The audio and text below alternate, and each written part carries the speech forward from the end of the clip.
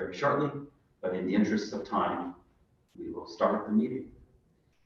As usual, with the reading of the notice. Monday, January 9th, 2023, meeting agenda, Finance Committee. Meeting can be viewed on Board of Alders YouTube page. Aldermanic Notice, New Haven. The Finance Committee will hold a public hearing on Monday, January 9th, 2023, 6 p.m. in the Aldermanic Chambers, 165 Church Street, New Haven, to hear the following. 1. LM 2022-0576. Order of the New Haven Board of Alders appropriating $1.3 million from the American Rescue Plan Act for the purchase of Parks and Public Works rolling stock. 2. OR 2022-0037.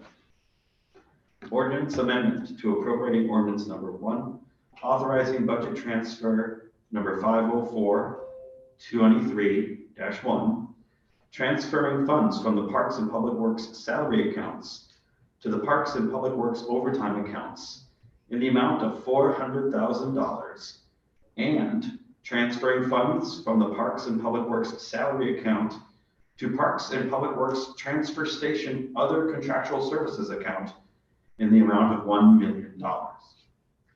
3. LM 2022-0592. Order of the New Haven Board of Alders authorizing the execution of the successor collective bargaining agreement between the City of New Haven and Local 1303-467 Nurses, AFSCME Council 4, dated July 1st, 2020 through June 30th, 2026. Item 4, LM 2022-0571. Order of the New Haven Board of Alders authorizing the execution of the collective bargaining agreement between the New Haven Board of Education and the New Haven School Administrators Association of New Haven, Incorporated, July 1st, 2023 to June 30th, 2026. 5. LM 2022-0474.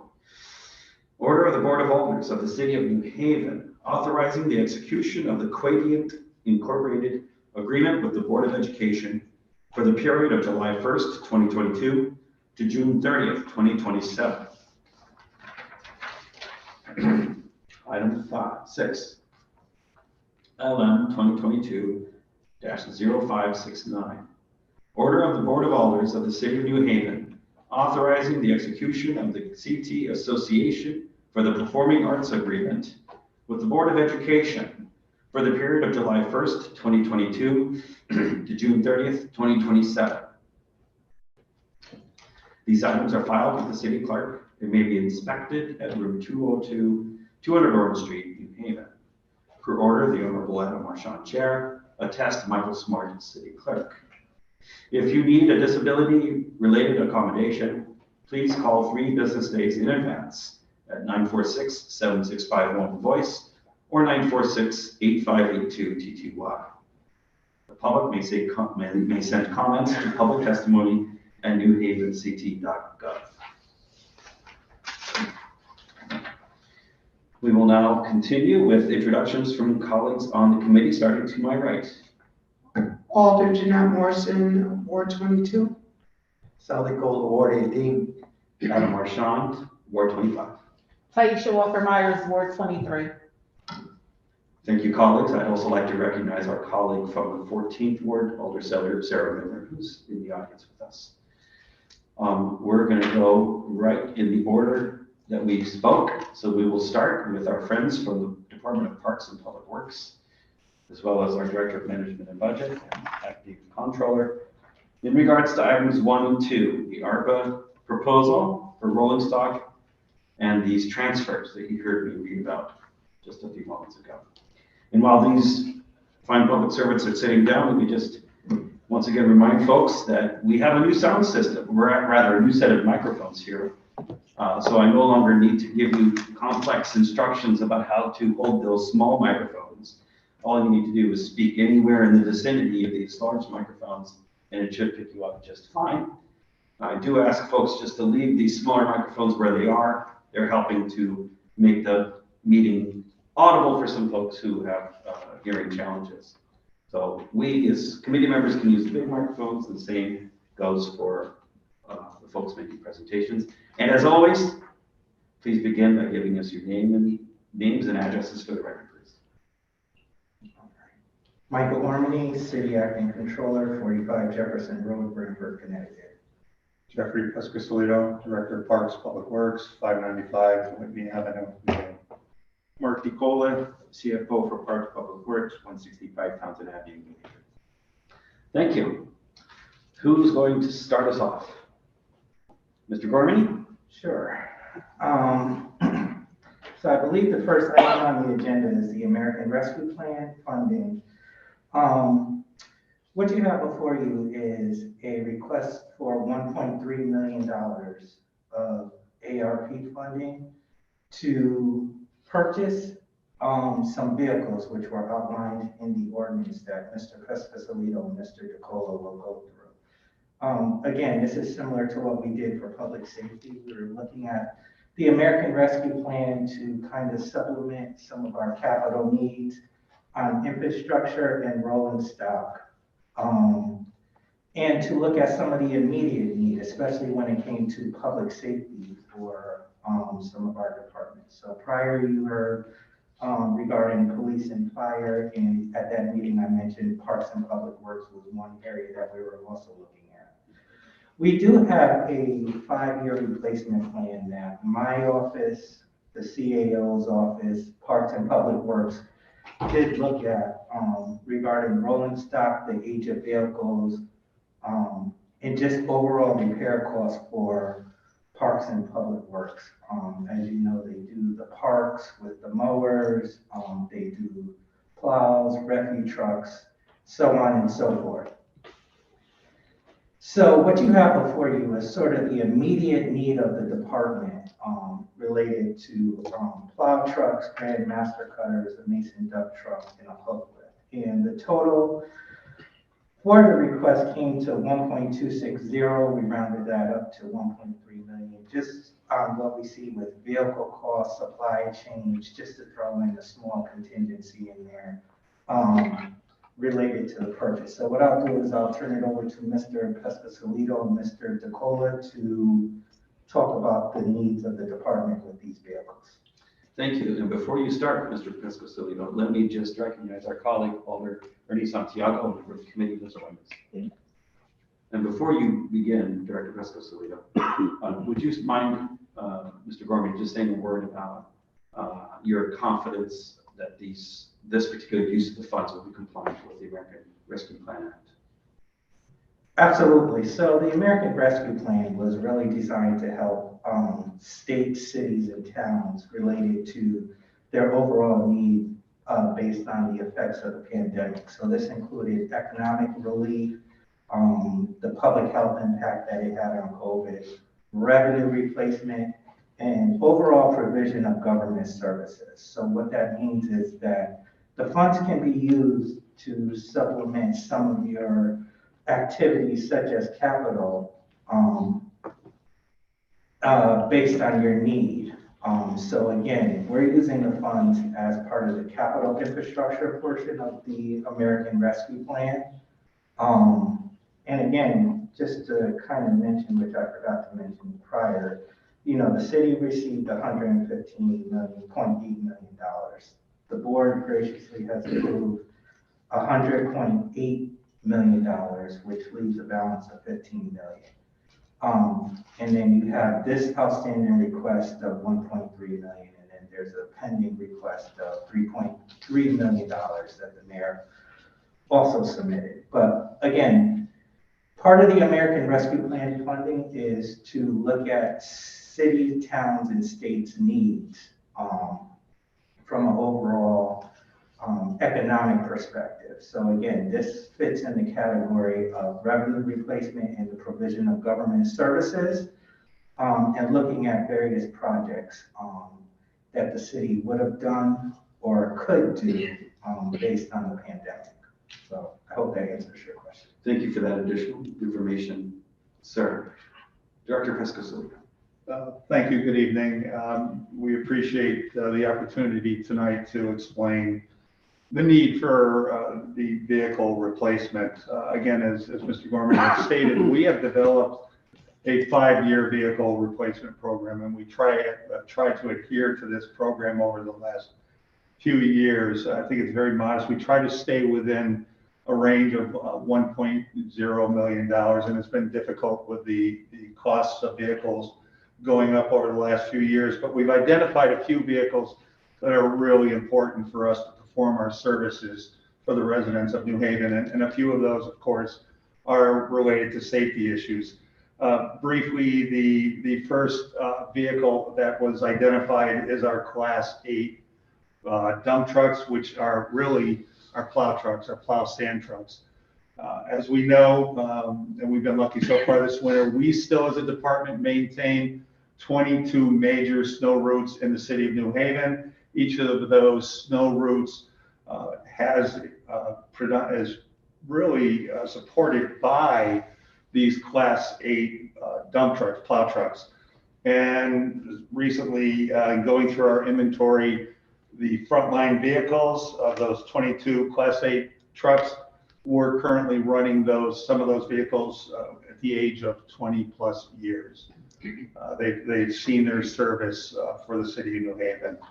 So we've identified 2 of those vehicles at the current year, and in our 5-year program, we've identified some replacements that are moving out in the years. On the park side, we experienced, actually luckily last year, 2022, there was a major drought across the country. But if we had a normal growing season, our athletic fields would have required much more maintenance, and with the cutters, the grass cutters. Last year in 2022, we experienced mechanical issues. And again, since post-COVID, like other municipalities, we are experiencing a lot of problems to repair those vehicles. And one of those is outdated and need of replacement versus repair. Moving forward, and the interest in the city's athletic fields and some of this ARPA money going towards those fields, we feel is appropriate to replace 2 of those master cutters so that we can keep our fields maintained for the youth that are utilizing the fields. And that is, as we feel, is a safety issue as well. The third item, a masonry dump, would also be utilized by the department's parks division, again, supporting their daily activities. This vehicle is a 4-season piece of equipment, would also come with a plow and be assisting those Class 8 dump trucks in the smaller streets plowing snow. But that is a 4-season vehicle used in daily services. One of the newer vehicles, they've been around for a while. The city does own 2 of the vehicles, but they have not been utilized to their maximum. And in doing some research, we feel it's a great investment for the department. They're normally called a hook lift truck. It's a smaller version of that Class 8 plow truck, but it has a diversified body attachment. So we can specify what types of bodies we can put on those vehicles for their daily use. And it's a quick change, something that would be very important to our department. For street sweeping, we could get a body that is a tanker for utilizing in support of street sweeping with water. In the wintertime, that vehicle would also be used to put brine down in our snow control operations. Sanders, again, it's a quick body, interchanges real quick. A sander would be very active in supporting our snow removal activities in the winter. On the construction season side, flatbeds, dump bodies, roll-off containers, and air compressors are other assorted bodies that we would eventually invest some money on. Again, 4-season vehicle utilized by the Parks and Public Works. And we are looking at purchasing 3 of those vehicles, and they would replace some of our outdated masonry dumps and some of those smaller pieces of equipment that we are looking to replace, like a tanker vehicle for street sweeping. Those are the 4 vehicles. If there are any questions, please feel free to ask. Thank you.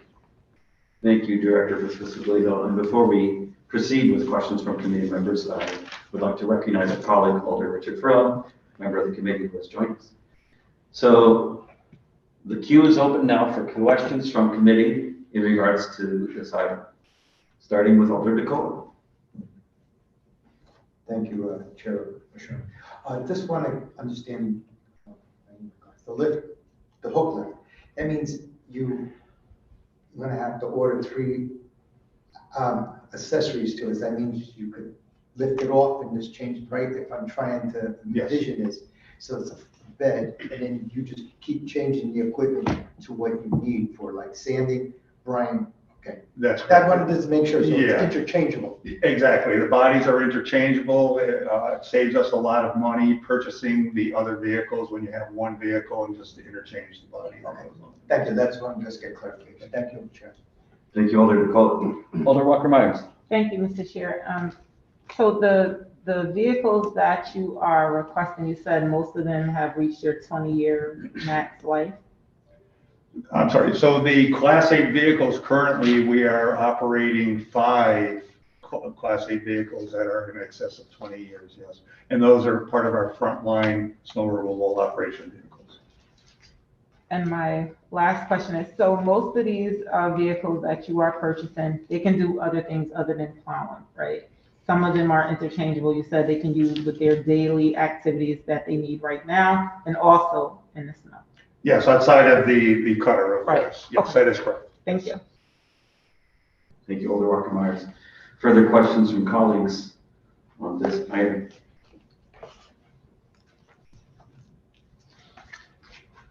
Seeing none, let's transition to item number 2, which is in regards to transfers. And I see that Mr. Gormany has additional papers for us, so let's take a moment to get those in the colleagues' hands. And our staff will grab some.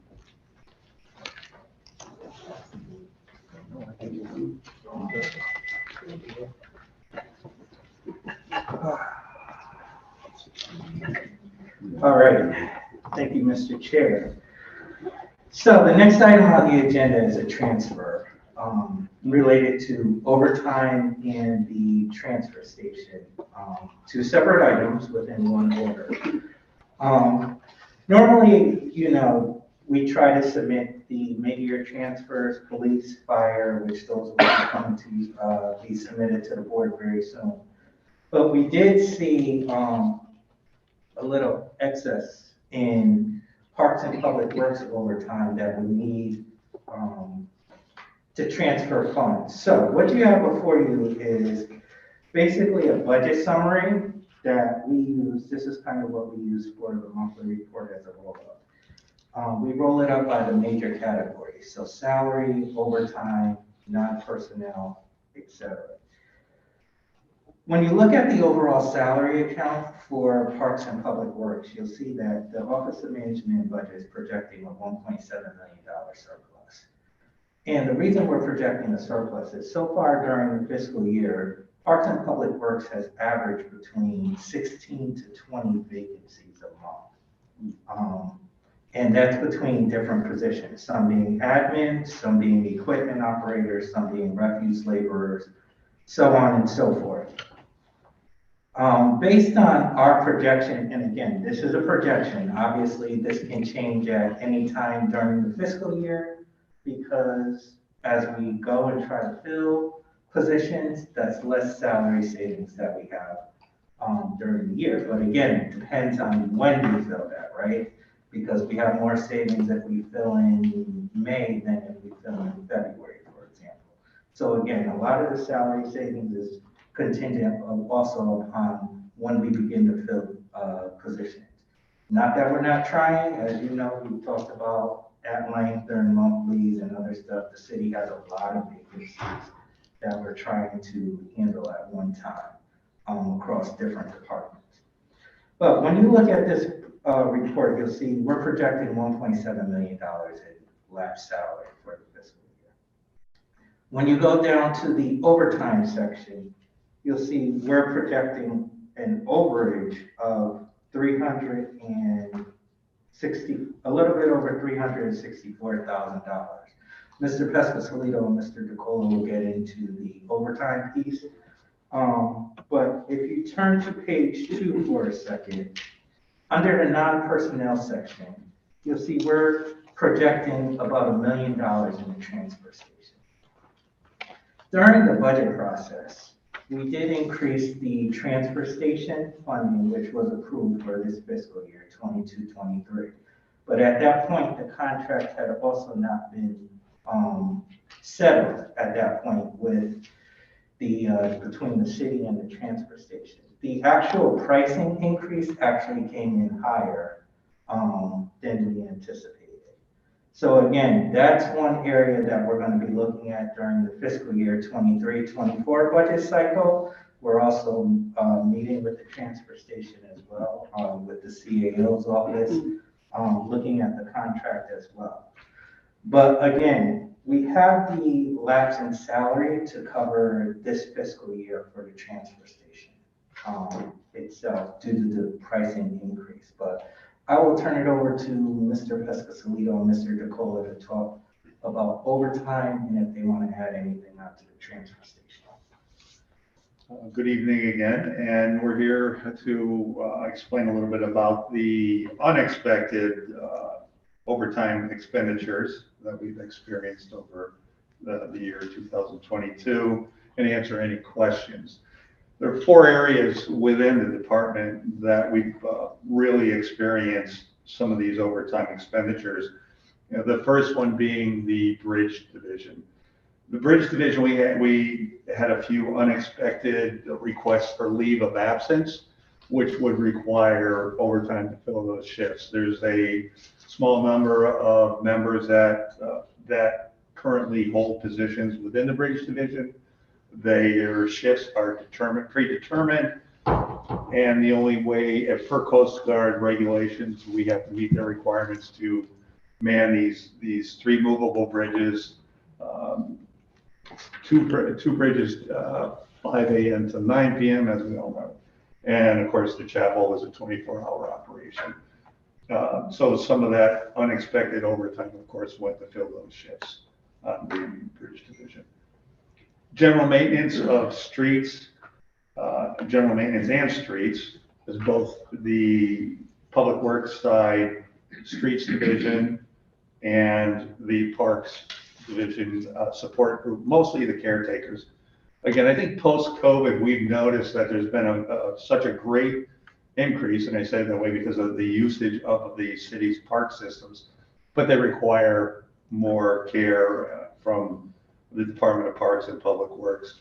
Again, I think to adequately staff and meet the needs of our residents, that did require a lot of overtime. And a lot of that was through the means of just cleanliness, trash trucks, litter poking. Again, I mentioned earlier that we are in a drought, but there was still some maintenance to do within the parks. But I think, again, most of our support was on the cleanliness side and supporting the use of the parks. Our fleet maintenance division, we are experiencing shortages there, staffing issues, and we are attempting to fill those positions. But again, our fleet has gotten much older, requires a lot of repair. Our refuse vehicles require daily repair. Our street sweepers, which again, we're running every day, and again, weather permitting, you'll see our street sweepers out in the wintertime. Again, they require a lot of maintenance, and so we're spending some overtime on our aging fleet. And again, our tree division has been very busy with tree removal requests, safety concerns, emergency situations. Not on here is our refuse division, but again, we've had experienced some expenditures in support of collection activities as well. And we had some in our administrative side that we did not foresee with the merge of the Parks and Public Works departments, the area associated with permits. There were 2 retirees from the Parks side of the house, and one individual was picking up a lot of the associated time to process permits, which required overtime. Again, parks are very busy, which is a good thing, but to support that, it did cost us some hours and monies to process those permits. And we've made some progress in making changes in a number of these areas with the administrative side. A simple purchase as a card reader is going to cut some of that overtime way down, and working with youth and recreation, sharing some of those administrative duties. Again, it's union related. We'll support some of that as well, and filling some of these vacancies. I don't know, Mark, if you have anything to add on that note, or Well, on the answer financial, questions. I'll take a snapshot picture here. At the end of the day, we're under budget. So depending on how we're moving money around, the bottom line is you don't want to go over your budget. So with the shortage that we have in the staffing, I think that's where it's creating the overtime, very simply. But again, Jeff and I, every day, we do look at the manpower, what's coming in, what are the things that we could do for that day. And then we, as the director makes that final decision, making sure that we're giving the service to the taxpayers. But again, the snap picture that I want to show this board right now, we're still under budget. And that's the main focus as a financial person. I think it's the most critical piece. And still give the service to the taxpayers. And I just want to say again that, again, these are projections that you have in front of you as of today. Of course, anything can change these projections, up or down, either way, but we'll certainly, through the monthly report and other mechanisms, keep this board updated. In regards to the transfer station, I just forgot to make note that we believe that the $1 million is a conservative number. We may not actually need to transfer the entire $1 million. We're watching it month by month with the amount of usage and the price increase combined with the price increase each month. So I just want to mention that the $1 million we're holding is very conservative, and we won't need to transfer that entire amount. But again, we're also looking at it for the budget cycle of 23-24 as well. Okay, well, thank you for that information. We'll now have questions from colleagues, starting with Alder Morrison. Thank you. I just want to ask a quick question in regards to these transfers. This is not going to affect next year's budget, right, in regards to the personnel. Because a lot of times when we do these transfers, you start transferring and your staff tends to get very small, and everyone's already overworked and can't get to, the different parks, can't get to this, can't get to that because there's not enough people. And I know right now, like you said, we have the surplus, we can move this money around so we can get some stuff done. But if we don't keep that constant effort of getting the people in to do the actual job, we're really going to be in a pickle. So I just wanted to make sure that I'm looking at this clearly, that this transfer is just for now, but at the same time, we're still working diligently to try to get the people. Because all over the world, there's problems with personnel and having people in place to do service work, but I just wanted to make sure. So moving forward, speaking of your concerns for next year's budget, when I submitted my budget in, I did a 5-year forecast to see where we've been in the last 5 years.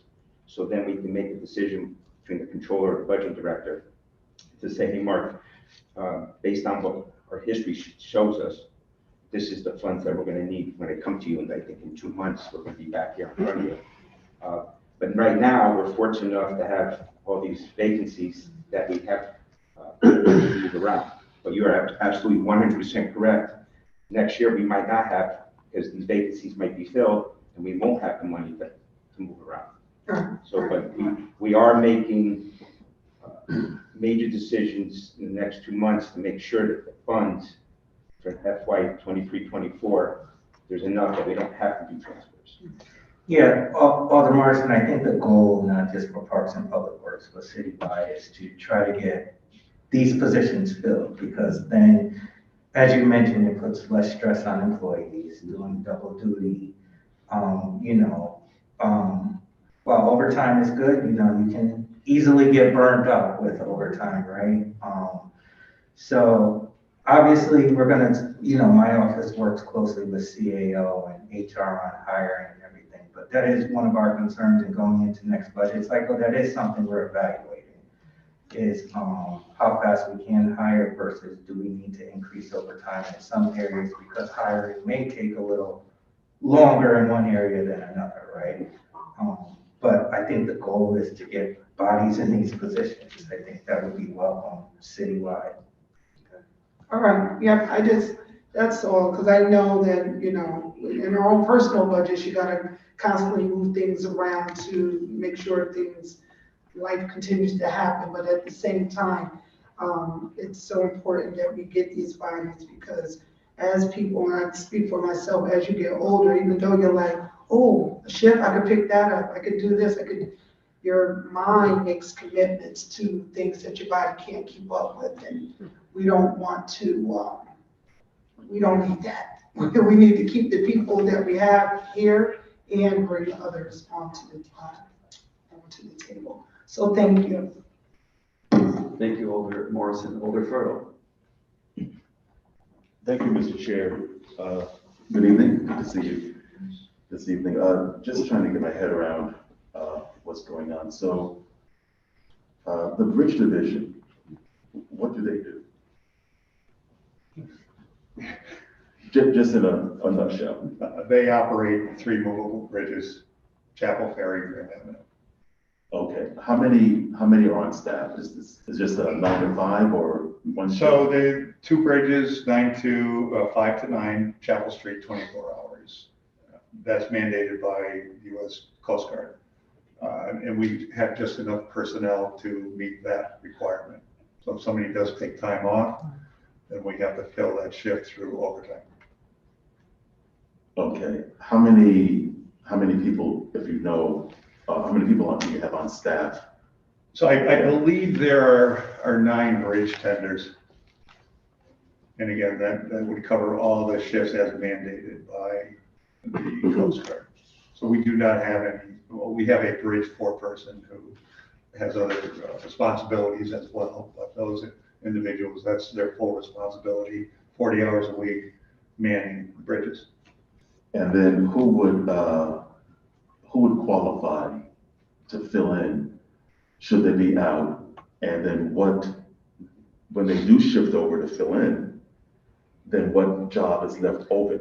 Right, so this is a union, a bargaining unit position, and currently the bargaining unit will not give up any of those rights to any other individuals from other, we've tried this out, we've gone this route down the road years ago, and we respect the union's views on this as well. So right now, those 9 individuals exclusively have rights to operating the bridges.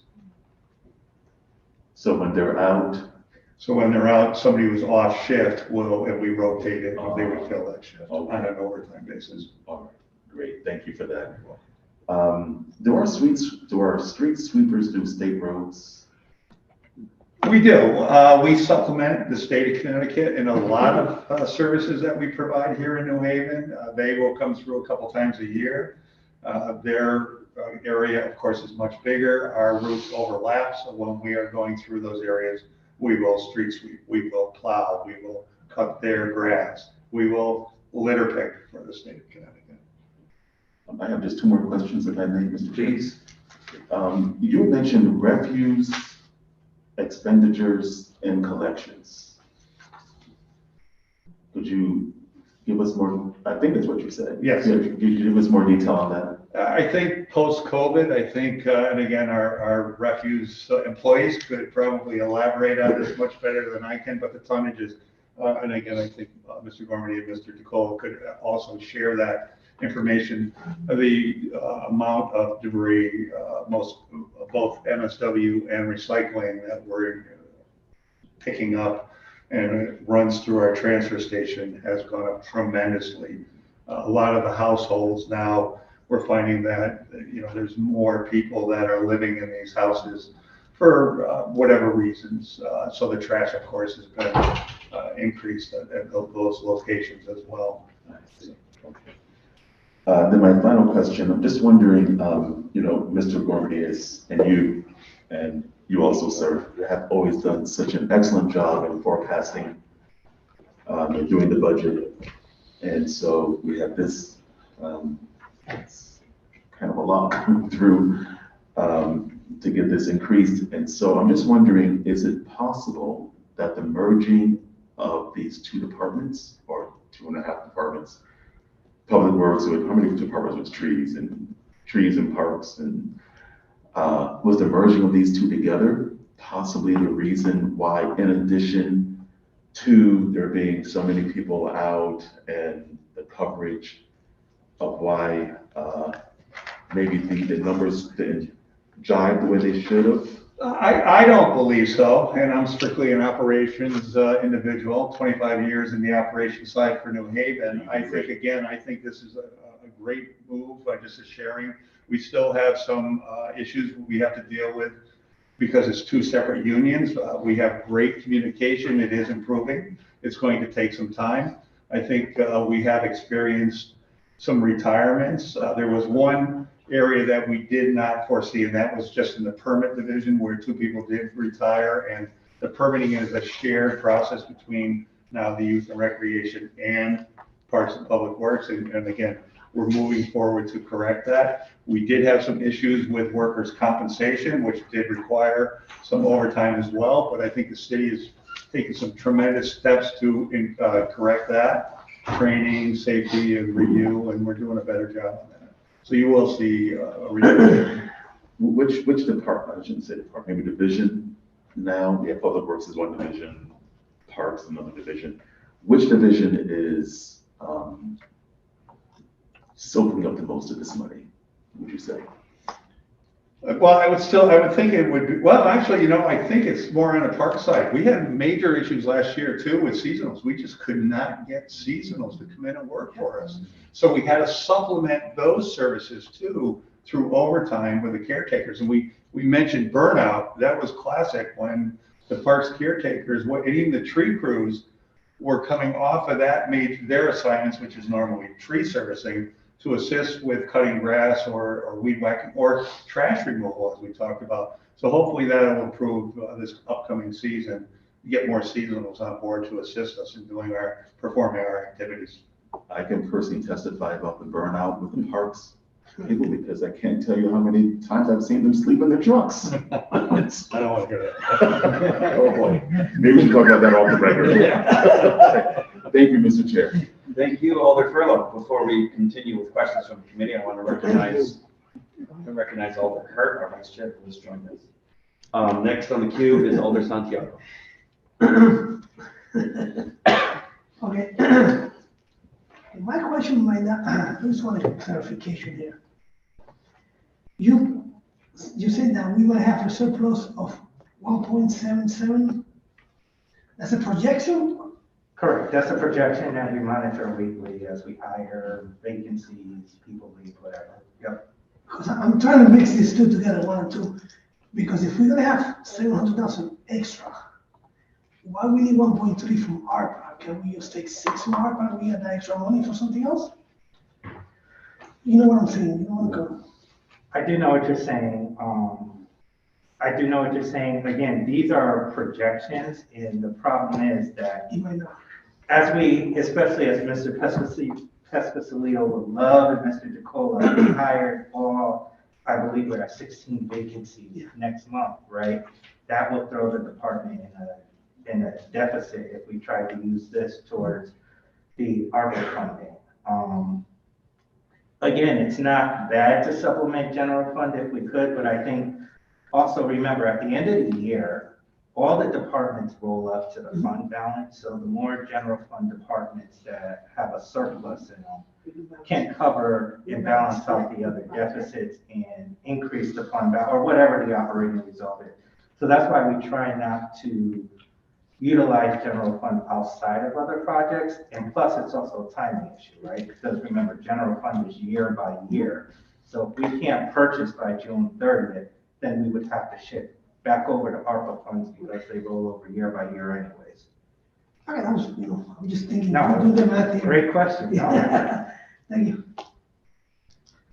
Thank you, Alder Santiago. Further questions from colleagues on this item? I have a question which goes back to the issue of the vacancies. I think I've heard some information about that might explain the number of vacancies. I heard you mention retirement side, you mentioned burnout in case of the seasonal people, seasonal caretakers. But I just would like to know more information, to the extent you have any, about what explains both people leaving, but also maybe difficulties in attracting people to take these jobs. What is your understanding about what is the push-pull that is causing your departments to have so many vacancies? In my discussions with other individuals in other municipalities, I think we're finding that a lot of individuals seeking employment are going back to the public sector or private sector. They're not seeking the municipal jobs. There's more money to be made on the outside. Years ago, we all came to these jobs, benefits, they're great jobs, secure jobs, and the money was always there. And that's personally what I'm hearing now. I think one of the issues is, as a position in an upper management may retire, we look at the job description and we make changes and try to update that. So it takes a little time. We also know my immediate supervisor, the CAO's office, is wearing a couple different hats, and that process has slowed down a little bit. And working with that, Rebecca and Regina, we know there are other important positions in the city that require, to be filled prior to maybe a caretaker at this time of year. So we delayed some of those. But we are experiencing some difficulties, especially now on the fleet mechanics side, trying to get a well-trained individual who knows how to repair refuse trucks and plow trucks and landscaping equipment is very, very difficult. So trying to get that right person to complement our existing staff is difficult. Thank you for that information. Further questions from colleagues on this item? I don't have a question. The transfer station. You mentioned, Mr. Gormany, that the numbers from the new contract came back higher than anticipated. Could you say more about that? And would you remind this committee more about who this contractor is who operates our transfer station? Sure, I'm actually going to ask Mr. DeCola to assist. So to let you know, the transfer station, as you know, is a quasi-agency of the city. It's a separate entity, separate tax ID number. It performs services that the city pays for. We do have a contract with CWPM that the transfer station manages, but it's the pricing that the city charges. So unfortunately, the executive director, Pierre Barber at the time, emailed me and the CAO's office end of April, beginning of May, of these changes that were being negotiated. Again, we did already plug a number in because we were anticipating some price increase for the services. But again, on my part, from the number standpoint, we met with Pierre, we met with a few other entities regarding transfer station services being provided. We're still looking at that as a whole, but at the end, we ended up signing, I believe, a one-year contract, which accounts for the increase in its transfer. As far as the services, I'll turn it over to Mr. DeCola and Mr. Pescasolido on the actual operations and services. Let me jump what Michael's saying.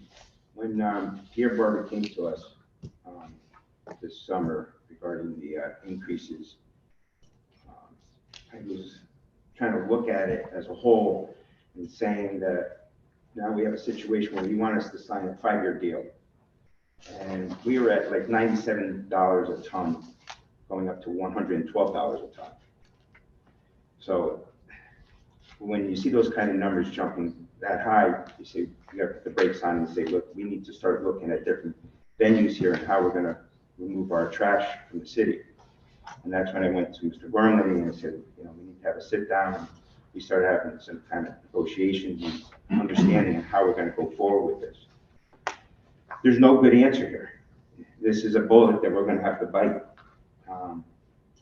But I don't like to tie the city into a long-term relationship unless we get some forecasting of, and I'm not an expert in trash, to say, you know what, you better sign the 112 for 5 years because that 112 might jump to 120. I don't know that answer yet. And hopefully Michael and I in the next month or two, we could really put our thumbs on this and see where this trash business is really pushing us to. But with that said, I don't have that much more to say on it, but it's at a point where we have to really start putting our head together here because it's not pretty. I will say, Jeff, as director, he's always looking for different resources and different things and how we go about our business on a daily, quarterly, monthly. And like we're here tonight, trying to explain to you about this $1 million transfer. It would have been nice to know this time of year, last year, so we could put it in the budget, but we didn't get the opportunity to do that. So, with that said, I don't know if there's anything else you'd like to say about trash. Well, just briefly, again, as we know, the whole industry for disposal is changing. I think the burn plant up in Hartford is shut down. So we're looking at alternative means are there. So the Solid Waste Authority to dispose of this material, there's no money in recycling anymore. Through our organic removal through the city and disposal, we've noticed a large increase. So that means the street sweeping, the leaves in the trees. So that's another increase that we've noticed as well. That's a good thing on our end. The residents are cleaning up their properties, but it's something that is serious and we need to look at for the future of the neighborhood. I'd like to add one thing. For example, in FY22, we did 3.8 million for expense. Now in F23, we're at almost 4.6. And it just, that's where I get myself as a financial person, to my controller, to say, hey, we start to look at this and really take some hard decisions to go forward. And we might come back to this board to say, hey, you know, this is something that we might not like to hear, but we have to hear. So, Thank you for that additional information. Thank you. Just to clarify a couple things, Mr. Gorman, the Greater New Haven Solid Waste and Recycling Authority is ultimately responsible for that facility. They contract with this company, so the contract is between that authority and that company.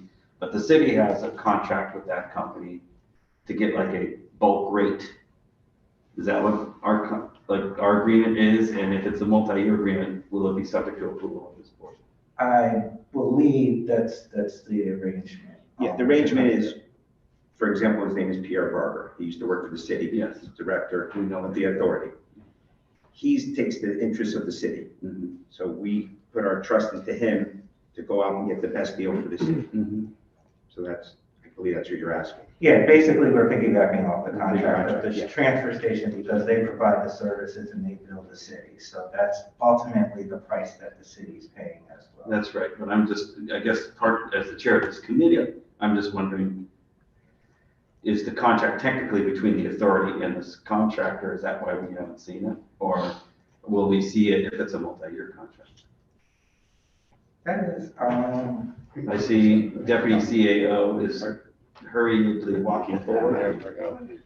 Because if it's supposed to be before this body, we would want to see it. So the city of New Haven paid, Name and address. Rebecca Bonbear, Deputy Chief Administrative Officer, City of New Haven.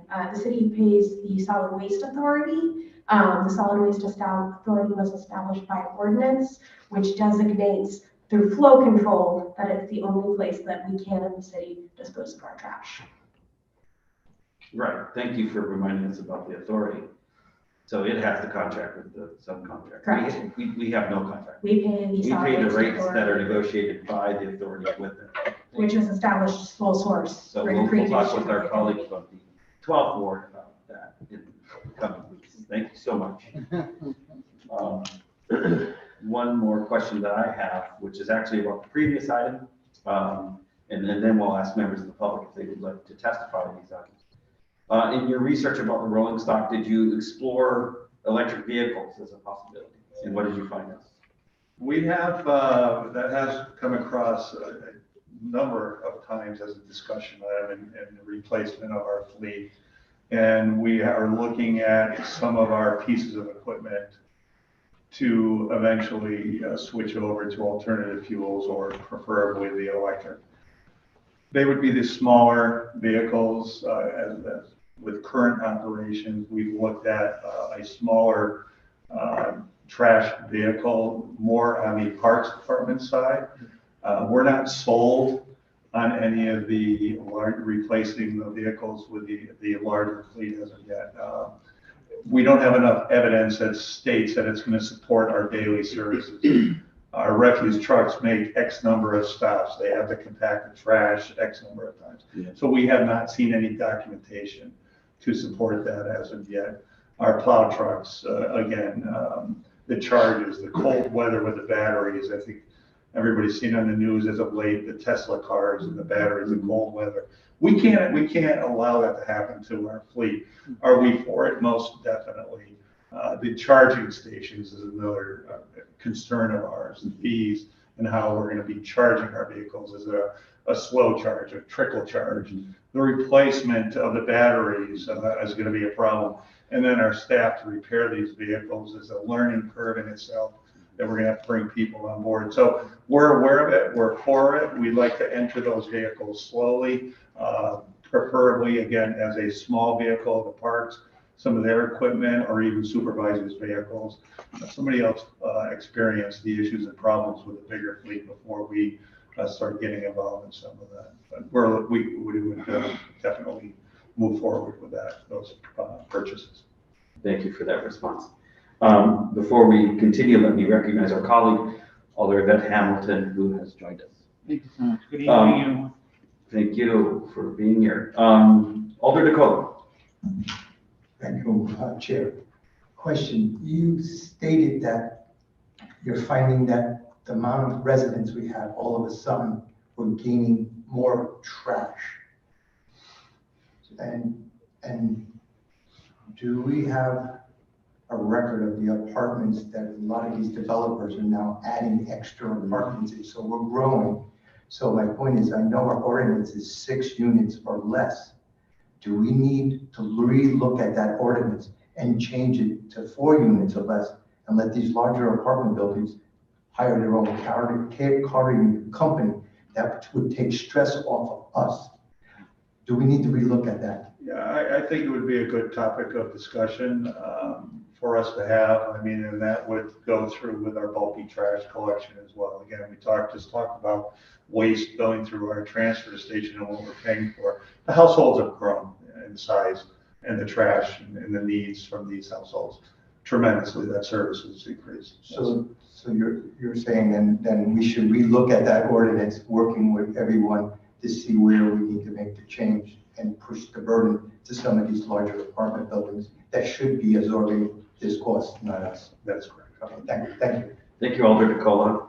And I suspect that you may be involved in follow-up on that question, Mr. Due Diligence, from the 18th Ward.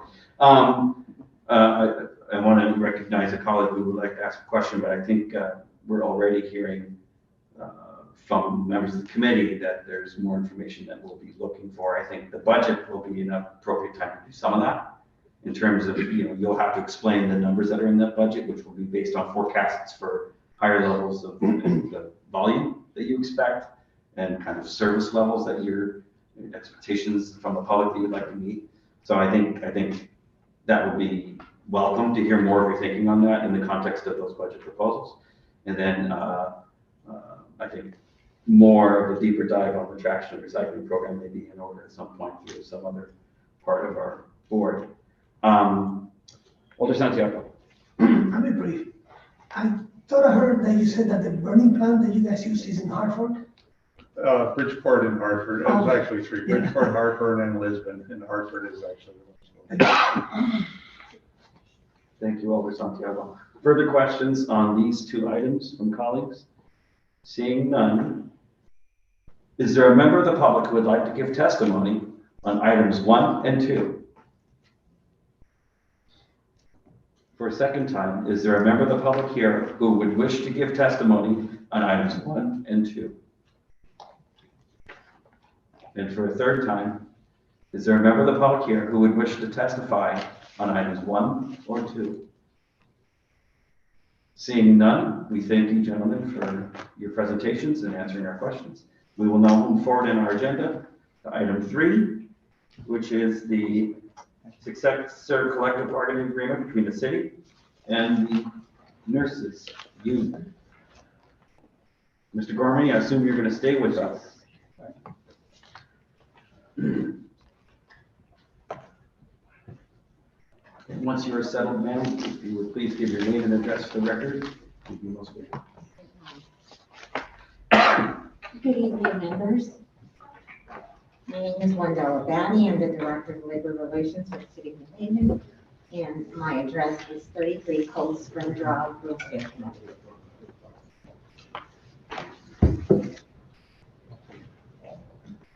And we almost all of us have the presentation, so if you just give us one more moment, we'll be ready. I think we have enough. Who would like to begin? All right, thank you, committee members. Again, Michael Gormley, 45 Jefferson Road, Brentford Committee for City Acting Controller. So Ms. Bowman and I are here to present one of the first contracts that was settled with a tentative agreement between the city and the nurses union, which is an ASME union.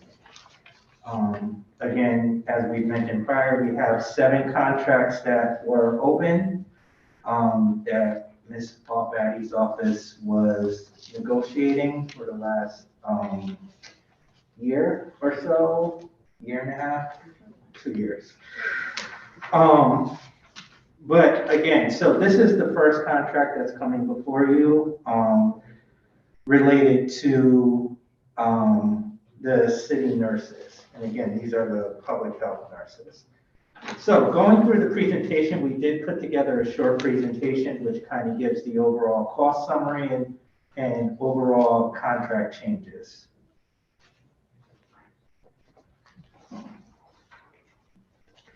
Moving on to slide number 2, we'll just kind of give you a brief overview of what we're going to go through, which is basically an overview of the union. The salary scale changes that were made during the negotiation period between the union and the city, the medical benefit changes, and the pension changes. So going on to slide 3 is really just a brief overview of the union. Again, this is an ASME Council 4 union. This is made up of 45 bargaining unit positions. Now, as negotiations went on with this union, I want to point out that during the last item, Alderman Morrison brought up great points about hiring and overtime, just different things. This was one of the harder unions that we have from a recruitment and retention standpoint for the city. You know, I have the numbers. I thought it was pertinent to put the numbers in this PowerPoint. Out of 45 bargaining unit positions, we still have 27 vacant. And that is around, we have been averaging about 20 the last year and a half because we've been losing public health nurses to the private and public sector as well.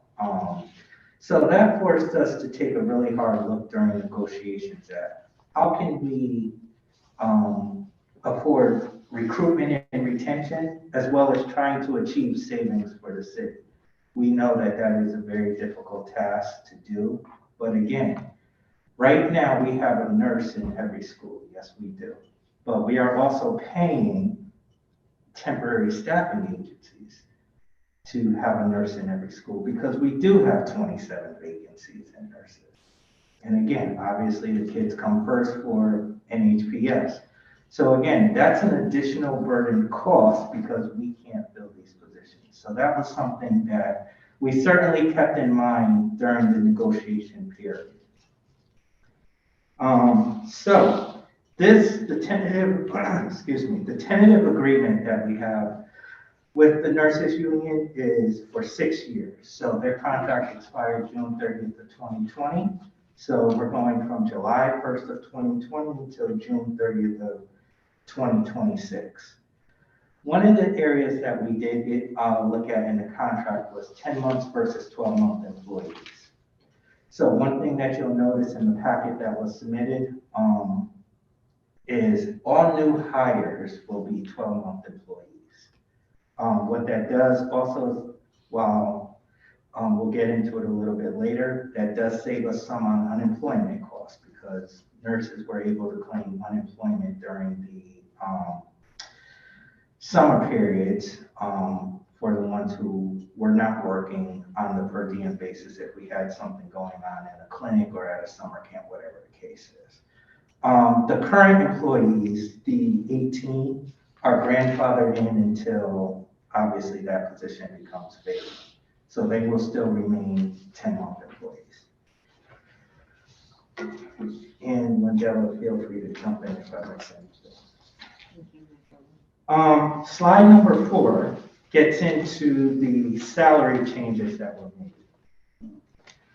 So what you'll see is we did do a revised salary scale, which will be on the next page that we'll get into a little bit more. But from a general wage increase standpoint, we did agree to a 3% in fiscal year 2020-2021. So that's a fiscal year that already happened. In fiscal year 22, what we ended up doing was moving the employees based on years of service into the new salary scale, which we'll get into on the next slide. And then for fiscal years 23 to 26, there will be a 2.25% general wage increase each of those fiscal years. And nurses will also have step movement every 2 fiscal years. So that's something that we felt was very important during negotiations, was the ability to have step movement. Because again, a lot of times when we fill positions, employees can sometimes remain at that step and not feel that there's growth or whatever the case is, which is one of the reasons, we see a lot of resignations at this moment is for more money, growth, moving on to the private sector. So we hope that those changes regarding general wage increases and the salary changes that we get into will certainly help us with recruitment and retention. Based on the new salary scale, the total cost over the 6-year period in base salary is $1.3 million.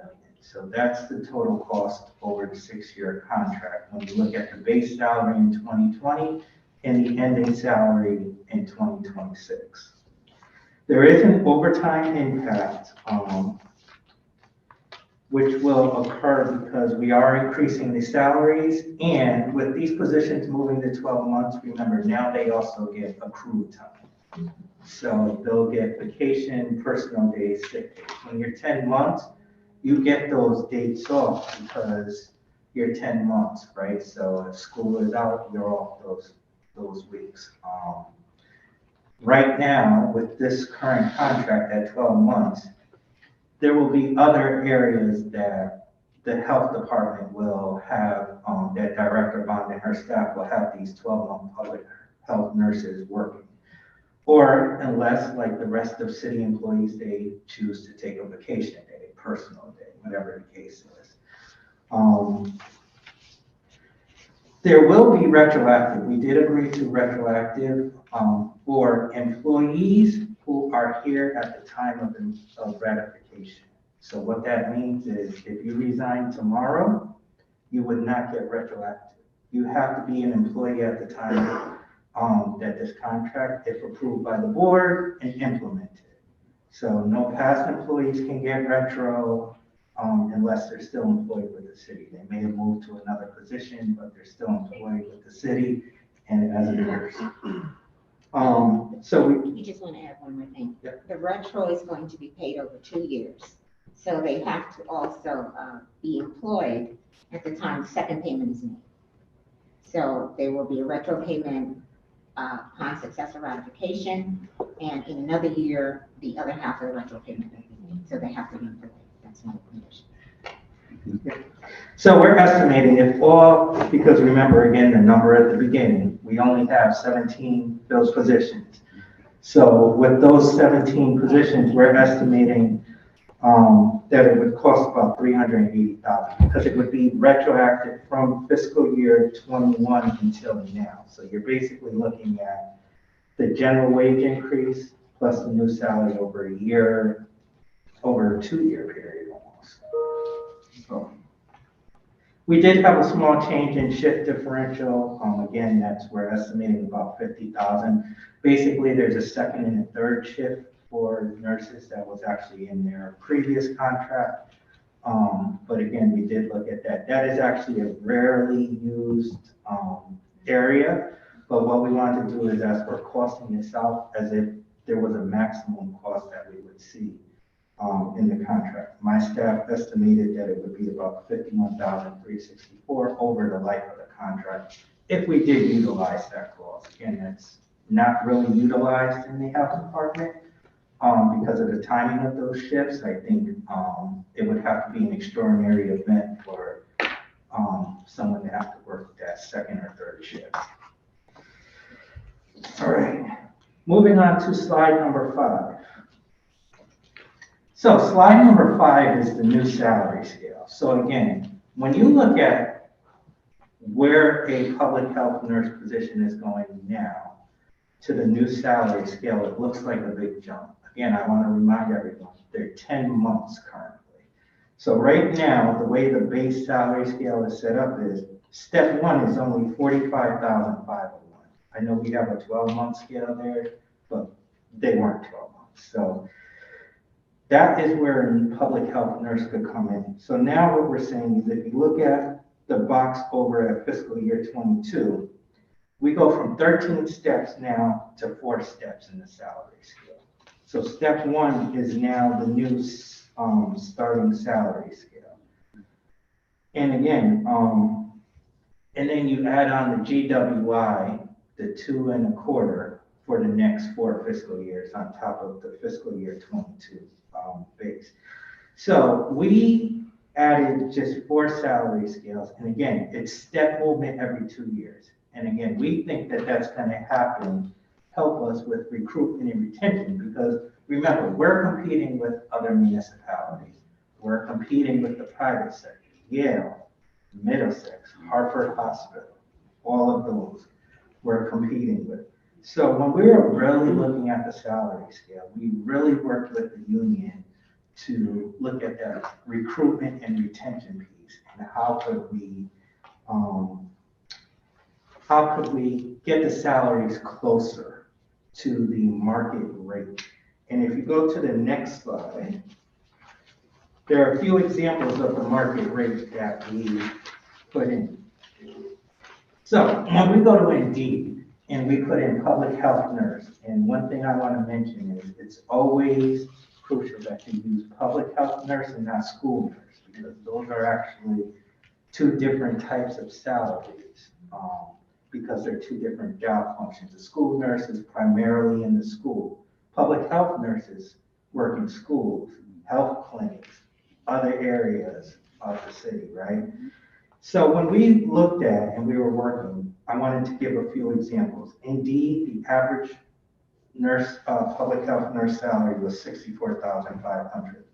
Incredible Health, that's really a website that looks at hospitals and other private sectors, right? Yale, again, the ones I mentioned.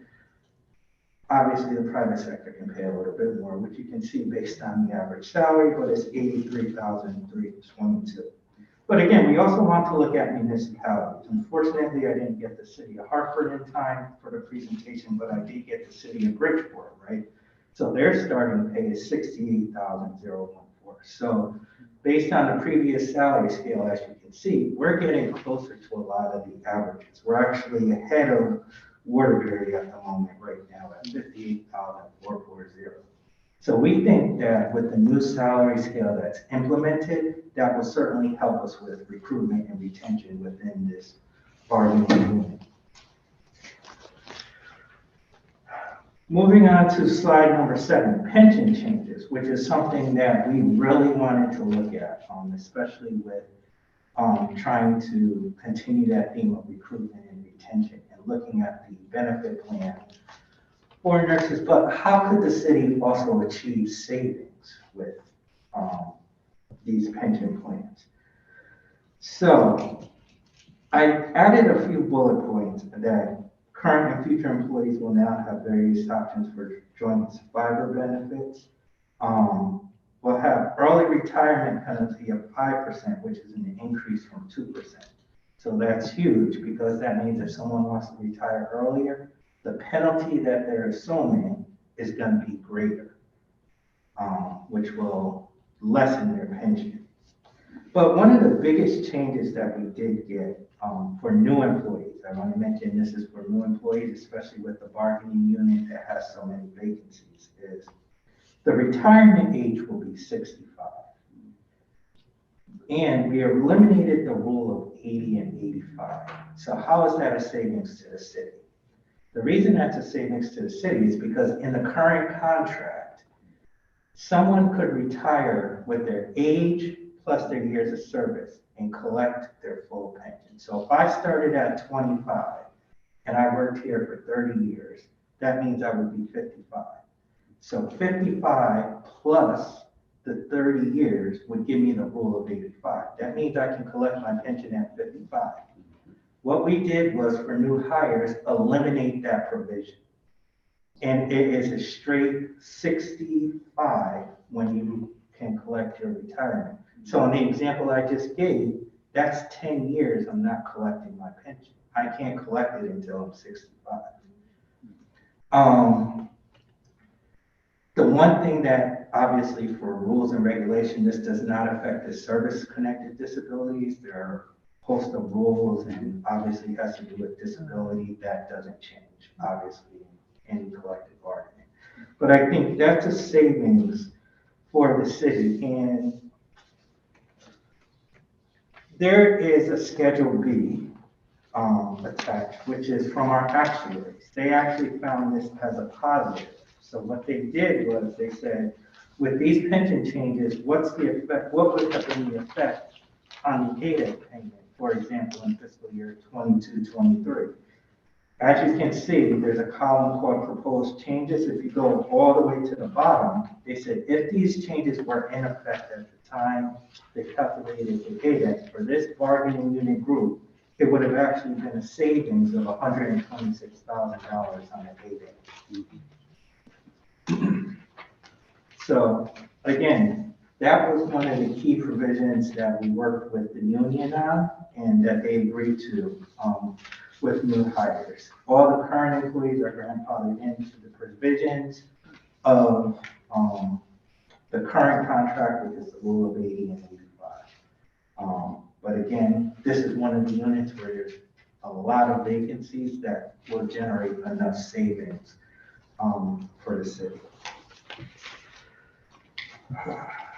And I'm sorry, I lost my place. Slide number 8. Oh, I'm sorry. Slide number 7, the last piece I really just want to mention is with the higher salaries also comes increased pension contributions, which we calculated over the period, the 4-year period, because remember, we can't retroactively go back with pension contributions. But over the 4-year period will generate almost $500,000 in additional pension contributions. Now, remember, estimated, we have a ton of vacancies. This number is as if things were filled and everything else. Moving on to slide number 8 is the employee benefits, which is the healthcare section. So again, we did see increased OPEB contributions. So remember, with bargaining unit contracts that started a while ago, we do elect to take 1.25% of individuals' paychecks on a weekly basis, which goes into the OPEB retirement funds. So again, we would see increased contribution if the employee elected to take the OPEB. Employees can elect not to take the OPEB contribution, but then that also means we wouldn't be paying their healthcare costs when they retire. So, what I'm gonna do is I'm gonna turn it over to Wendella to talk a little bit more about the medical plan changes. Sure, certainly. I think I'm getting ready to lose my voice. I hope I'm not catching Michael's thank you for having me here to speak to you tonight about this plan. I'm so happy that we were able to settle this first contract, first of 7. And I'm very excited about it. So are the nurses, I have to tell you, they're very excited about it as well. We think it's very fair. We think it achieves what the city is hoping that it will achieve, in that there is affordable health care for the employees at a cost that they can afford, and that the city can afford as well, and there are some savings. We initially, there were 4 plans that the employees had a choice from. When it came in and take a look at the 4 plans, we saw that very few employees were even a part of the second plan, and there were none in part of the third plan. So we decided that we were going to eliminate the 2 choices. So what was left was the Central Preferred PPO and the Luminous HSA, and that's the high deductible plan.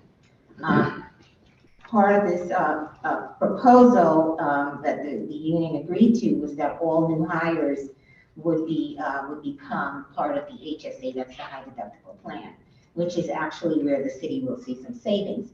The high deductible plan allows the employees to control their own health care, and that they're not going to be part of sharing in that what they call the Cadillac of plans, where the premiums are so high for benefits that they really don't see.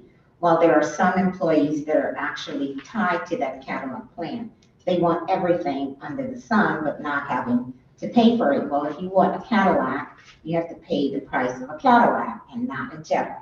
Essentially, a Jetta gets you the same place from point A to point B, but without all the luxuries.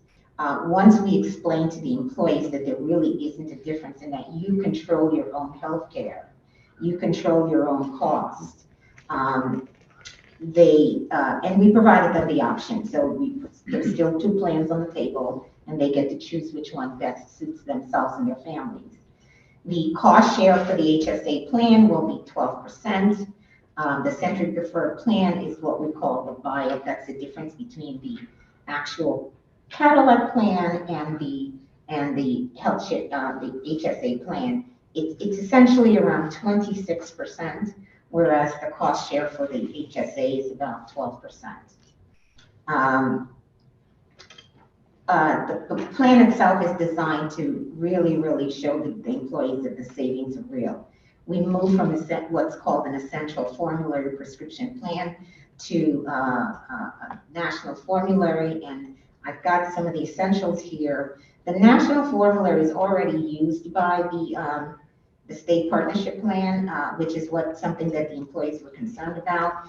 It gives the employee more control. It's a managed base drug plan. The drugs that are not, that are over the counter are removed from the plan so that they're not paying for things that they can essentially get over the counter. It reduces the cost. There are exceptions that are considered. It's a managed plan, a specialty drug management program. They can participate in essentially the premiums and the co-pays are sometimes reduced to 0 if they actually participate in what's called a prescription rider. It allows the employees to get these manufacturer coupons, and if they participate in this program, the cost of the prescription drugs are actually reduced to, in many cases, 0. So it's a participatory plan, which we have actually engaged our consultant to provide a bargaining unit by bargaining unit informational sessions, the plan is to inform the employees. Most employees are not aware about the benefits of the high deductible plan. So with what it's sort of called a roadshow, it's sort of a talking roadshow. If the consultants come in and explain to the employees the options that are available to them, it gives them a better opportunity to decide what they think can be better suited for themselves and their families. And we think that that not only saves the employees tremendous amount of cost in health insurance and co-pays and cost shares, but it also saves the city. And once we explain that to the employees, most executive management, in fact, obviously everybody knows that we're paid a lot more than the employees in many cases. We participate in the high deductible plan because it's much more beneficial. We control our own destiny. We determine what our healthcare costs should be. And once you explain that to the employee, we would never recommend something to you that's not good enough for us. And I came from the private sector, and I've had a high deductible plan for 30 years. And I've actually never met my deductible. I thank God for that. The other benefit of the high deductible plan is that the city's contribution towards the deductible is 50%. So in most cases, the deductible is either 2% for $2,000 annually for a single person and $4,000 for a family. And the city's contribution towards that is 50%. So essentially, the deductible is $1,000 for a single person and $2,000 for a family. Most employees are not even aware of the benefits of some of these plans. So we thought that with exploring this with the employees and giving them an option, giving them some explanation, some understanding, education about what these plans offer, again, they make the decision that's beneficial for themselves and their family. It helps to keep costs at a minimum. The city benefits, the employee benefits. And that's pretty much all that I have. So, I know the next slide says questions and answers, but there is a document that says Schedule A on it. That's basically our roll-up of all the cost of the contract that we've kind of mentioned here. I know I emailed it to this committee over the weekend. So again, we'll be happy to answer any questions about this contract. Thank you, both of you, for your presentations. We're grateful for the information. We'll now have questions from members of the committee. And I'm looking to see if colleagues have questions. Alder Furlow. Thank you, Mr. Chair. I'm just wondering if the strike that's going on in New York has had any effect on the nursing staff here. I don't think so, because I think the strike occurred after the nurses, we reached a tentative agreement with the nurses. We've been working really closely with the nurses for at least the last 4 months. I mean, really crunching the numbers. And they pretty much got what they wanted. We didn't, it all comes down to what is this going to cost me? What is my pay raise going to be? What can I expect? Am I going to have to pay what I'm getting as a pay raise? Am I going to have to pay that out in insurance premiums? And essentially the answer to that question is no. But you need to be able to get from step A to step Z. And you have to be able to explain it to the employees and in a way that they can understand it. So while it's unfortunate that the strike is happening in New York, and I know a little bit about it because I have a very close friend who's involved in that strike. New York, they settled with the largest union, but it's the smaller unions that are striking because they actually want more than what the larger union got. And unfortunately, Connecticut is a no-strike state. We're very fortunate in that we have that. New York isn't, and that's really unfortunate because when it comes to healthcare and hospitals, I mean, that's actually hospitals that are being affected. Patient care, it's really serious. I didn't realize that, but thank you for that. Thank you for your answer, and thank you, Mr. Chair. Thank you, Alder. Further questions from colleagues? Alder Hamilton. Thank you, Chair Marchand. I want to talk a little bit about the vacancies. Now, there are 27 vacancies we see here. Is there a plan in place to start recruiting drive, hiring new staff to fill these positions? I thank you for that question. It's a really, really good question. I think that with this proposal that we've made with the unions and the fact that they've accepted it, I think this levels the playing field a little better than it was a year ago or 2 years ago. The nurses, the salaries are now more in line with the market. And so I think that that helps with recruitment. When we make a posting about a vacancy now, people are not going to say, oh, I'm not going to go to New Haven, look at that salary, it's too low. They're going to say, let me consider New Haven because it's comparable to Waterbury or Bridgeport or any other municipality. And so we think that that's going to be a great effort. And the fact that we're paying so much more for agency nurses, I think that this is also going to help us. Now we can go out and recruit nurses. I'm going to move forward. The 63,500 for the step one. Now, does that include, is that a complete benefit package, including salary, sick time, vacation, or is that just a base salary? That's a base salary.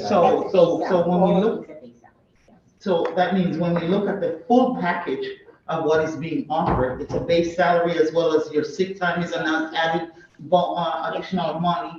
A 401k or 403b, whatever, the pension that's added. Yes. So that becomes a new number. 63.5 plus whatever added, I mean, I would think, with that being said, we'd be able to definitely do good in the marketplace to level the playing field when you look at the complete package. No? I think so. I agree with you, yes. I think that's going to help us certainly in recruitment and retention when HR is able to go back, if this board approves it, HR can go back and do the reposting. I think once you really look at, Right. that's one of the reasons we really looked at keeping the defined benefit plan for this union, looking at moving on to 12 months, increasing the salary more commensurate with other 12-month positions. So obviously we don't have a crystal ball, but one of the things that we certainly heard through Director Bond in resignations and things like that during the pandemic was salary. Right. I mean, that was one of the number one things we heard. And nurses know nurses, so the bargaining unit themselves at the negotiating table, they had the numbers as well. They felt that this was much more in line with what the market is like. And nurses know nurses, so we're going to rely on them as well to help us recruit and eventually retain. Excellent. Thank you. Thank you, Alder Hamilton. Further questions from colleagues about this nurses contract? Alder Furlong. Through you, Mr. Chair, could we get the positions that are vacant? Is that possible? Is that appropriate?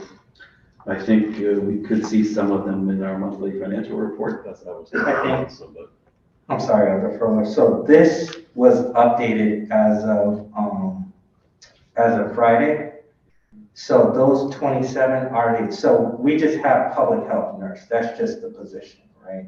So we have 27 of those actually vacant right now. So when we go to post, we're looking to fill 27 positions.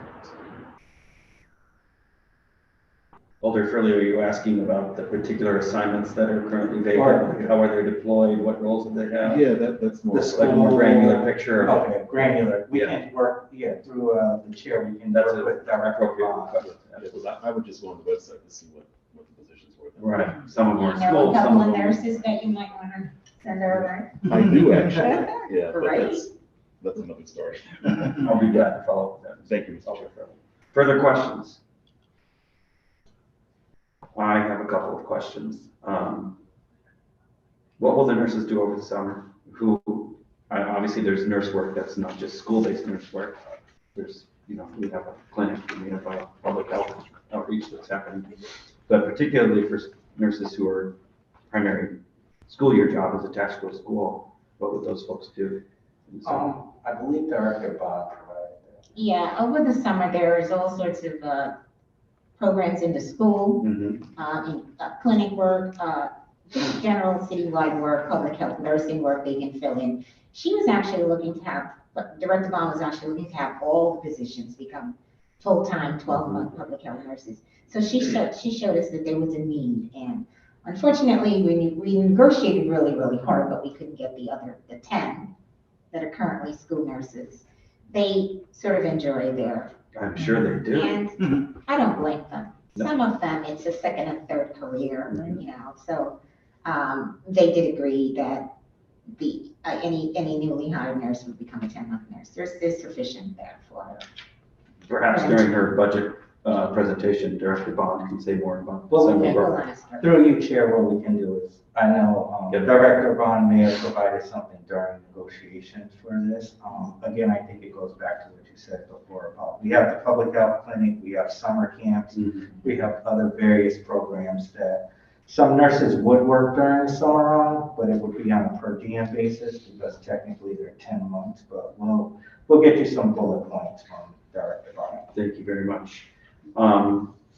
So you're going from a salary structure with 12 steps to a salary structure with 4 steps, which for new hires is pretty straightforward how they move through that. But for existing staff, they have to be slotted from one system to another. And does that mean, for example, that people on step 1, 2, 3 will go to step 1, people in step 4, 5, 6 will go to 2, people in 7, 8, 9 will go to 3? I mean, how do you Something similar to slot that. people? That's sort of how we do it. So what we looked at were years of service. We looked at it from a seniority standpoint, because obviously if you've been working for New Haven and you hung in there, especially during COVID and all the programs that we had, we looked at it from a seniority basis on the actual employees. So the number of years that they've been here as a public health nurse, and we kind of fit them into different slots within steps 1 through 4. So that was kind of our thinking. You may have some folks with different levels of seniority going to the same step, and so you might, obviously the union understood that because you went through that. Correct. So There may be it's some exactly perceived that. inequities there. We actually went through the list of 18 names and actually placed them in different. All right, gotcha. According to the seniority of person. Yes. Okay, switching over to the medical, the buyout that is available. Right now, current hires have those 2 plans as their options. Correct. The new hires would be kind of defaulted into the Luminos high deductible plan. Correct. For them to go up to the Century Preferred, they would have to just agree to the higher premium share. Yes. And the difference, you said, is 12% for the high deductible and 26% for the Century Preferred. It's a little bit more than that. It's a difference in the cost between one plan and the other. So they pay the difference in the full premium costs of the Yes. 2 plans. Okay, so that's a lot more. It's a lot. Uh-huh. It's a Cadillac plan. Yeah, let me just tell you, well, I don't want to get into an argument about that, but the language that you've used around medical plans is not the language I would use. We'll leave it at that. High deductible plans, actually, there's a big literature out there about high deductible plans and the damage they do to working people, but I won't get into an argument about that. Beyond the deductible, do they have co-insurance or co-pays? They have co-pays. Co-pays? Okay. Well, that's better than a lot of high deductible plans. I'm gonna follow up offline about the pharmacy plan. It sounds interesting. Would like to learn more about that. The last thing I'm gonna ask you is, you made a comment about Connecticut being a no-strike state, which is kind of a general statement that is actually probably needs to be more specific, Right. given that there are nurses striking right now in Connecticut, given that there have been strikes here, and there's lots of strikes in Connecticut. So are you talking particularly about government employees?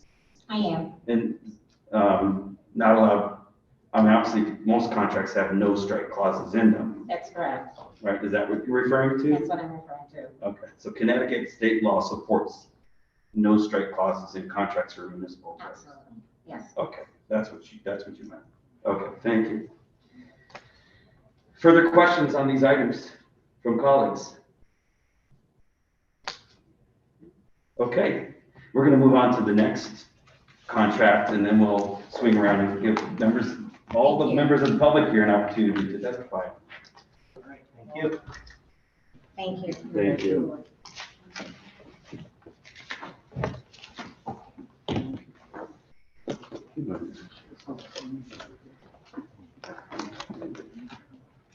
So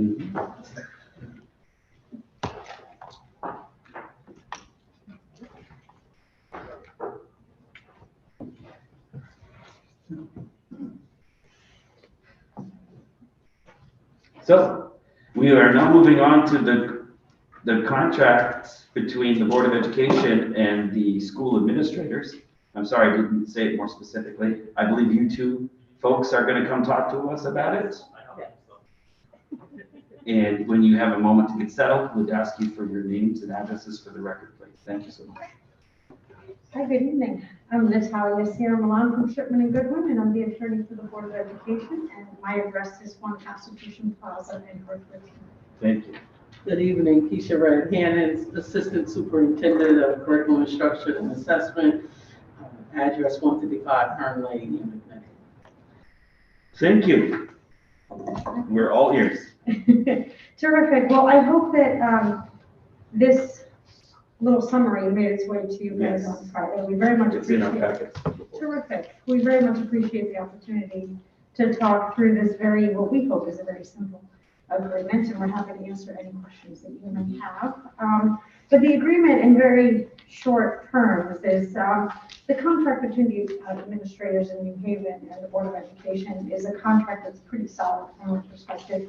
It really embodies the strong working relationship between the administration and the administrators themselves. And so as part of this negotiation season, there were many changes that were necessary to the contract, which are reflected in this summary, which is very short in length. And so I'll go through the main terms of the contract, and then feel free to ask any questions that you may have. But the contract itself is a 3-year contract, which is our standard contract term on the Board of Ed, as most public sector contracts are. And we agreed to an overall salary of 2.62% increase in the first year. And so before I actually go into the numbers, I should say that typically any school contracts are reflected as GWI and STEP. For ease of discussion today, I did both so that you can ask me specifically whatever questions you may have. But I figured you wanted to know the overall cost of the contract as opposed to just what the GWI increase is and the STEP separately. We're grateful for both sets of information. Terrific. So in the first year of the contract, we awarded and agreed between the parties a 2% general wage increase and step movement for those employees that are not in maximum step. That projected cost is 2.62% increase over the prior year, which is $443,941. In the second year, we agreed on a 2.3% GWI plus step movement for those employees not at maximum step, which equals a 2.74% increase over the prior year, which equals $476,193. Third year, kind of a similar pattern here, 2.5 GWI plus step movement, which equals 2.8 of roughly $499,347 for a grand total of overall cost of 8.16, which equals $1,419,481. So the reason why I mentioned that we typically report it differently is because this is not how we typically report it. Just in the next paragraph, provide a little summary of what the statewide average is. The settlements around the state equal 8.72%. We are aware of 36 settlements that settled in that range. That number is only the GWI. So this contract fell very much short the state average. And that was a reflection, sort of a recognition by the administrative bargaining unit that there wasn't much money at the Board of Ed, and a recognition that we continue in great partnership to ensure that the kids really are the ones that get the money. And so the settlement here is well below average, but they were happy to take that settlement in exchange for a very quick turnaround in these negotiations. You'll also see that insurance, we made some changes to insurance. There are currently 4 plans available to the administrators. That remains the same. And the premium cost share that they're paying is 17% for those on the high deductible plan. Everybody else gets to pay the buy-up, which is what was negotiated the prior time around. I've also included some language in here, which is not really probably of any importance to you, but to the extent that it's, that you want to talk about it, I'm trying to go through it. They're mostly beneficial language provisions, changes that we made to sort of adjust some of the practices that have had a little friction over the past 3 years of the contract, but nothing really that's of tremendous importance from a fiscal perspective. But I'm happy to go through them if you would prefer that I do so. I think I'll let colleagues ask questions about it if they have questions about it. Any further? No, those are the primary goals and objectives of our agreement, and so I'm happy to answer any questions. This is Ms. Bisha. And if there's anything to add from our side, is that we're very pleased with the agreement, the administrators union as well as from the Board of Ed side. So we're very pleased with the agreement we were able to reach, and we reached it pretty quickly. Well, that's a refreshing change from what we see in many situations. Thank you, both of you, for your presentation and for being here with us. Questions from colleagues?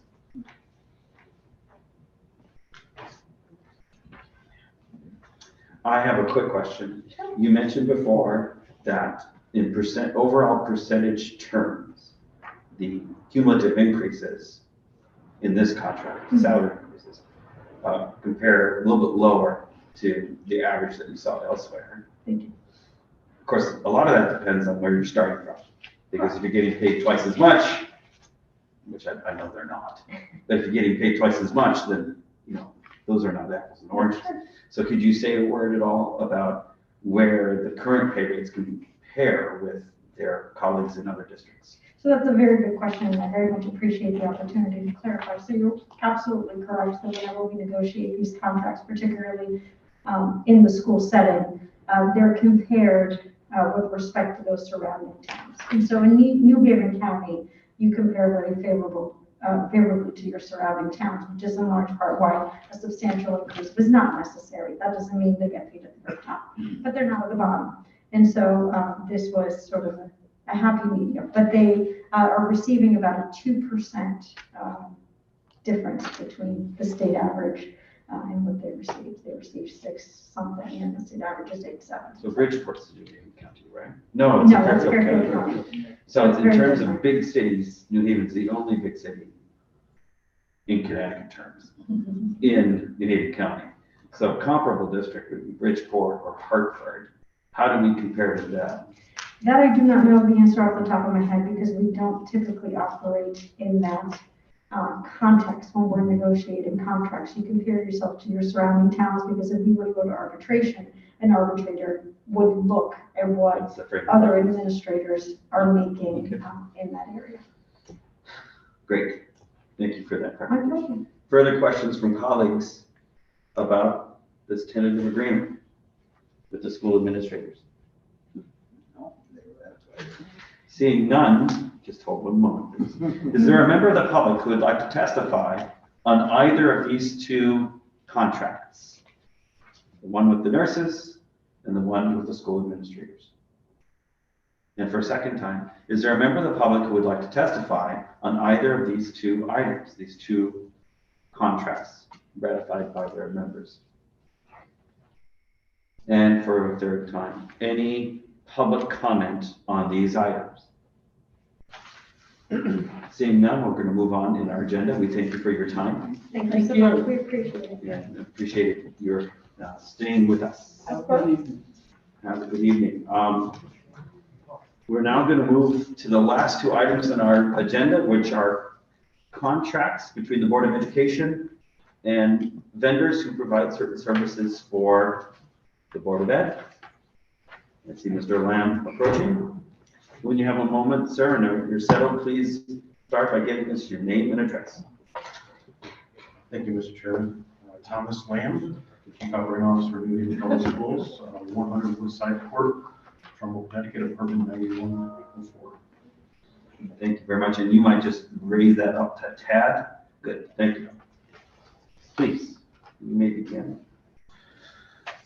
Good evening, Mr. Chairman, members of the committee. What you have presented before you this evening is a 5-year equipment lease with New Haven Public Schools for an administrative office mail machine.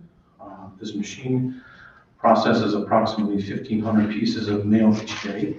Our current machine is on a month-to-month contract until this contract is executed. The equipment lease with Quadient utilizes existing state contract ADSP 016-169901 as provided in your documentation. The NHPS existing mill machine is several years old, has numerous operational issues, as well as no longer meets necessary United States Postal Service standards, and with its operating software and meter stamping. Equipment software updates are required to be compliant with USPS standards. Service provider also includes cleaning of the machine, maintenance to the machine firmware, software upgrades, electronic postage stamp supplies utilizing postage stamp ink. Previous years, this was purchased on a year-to-year contract.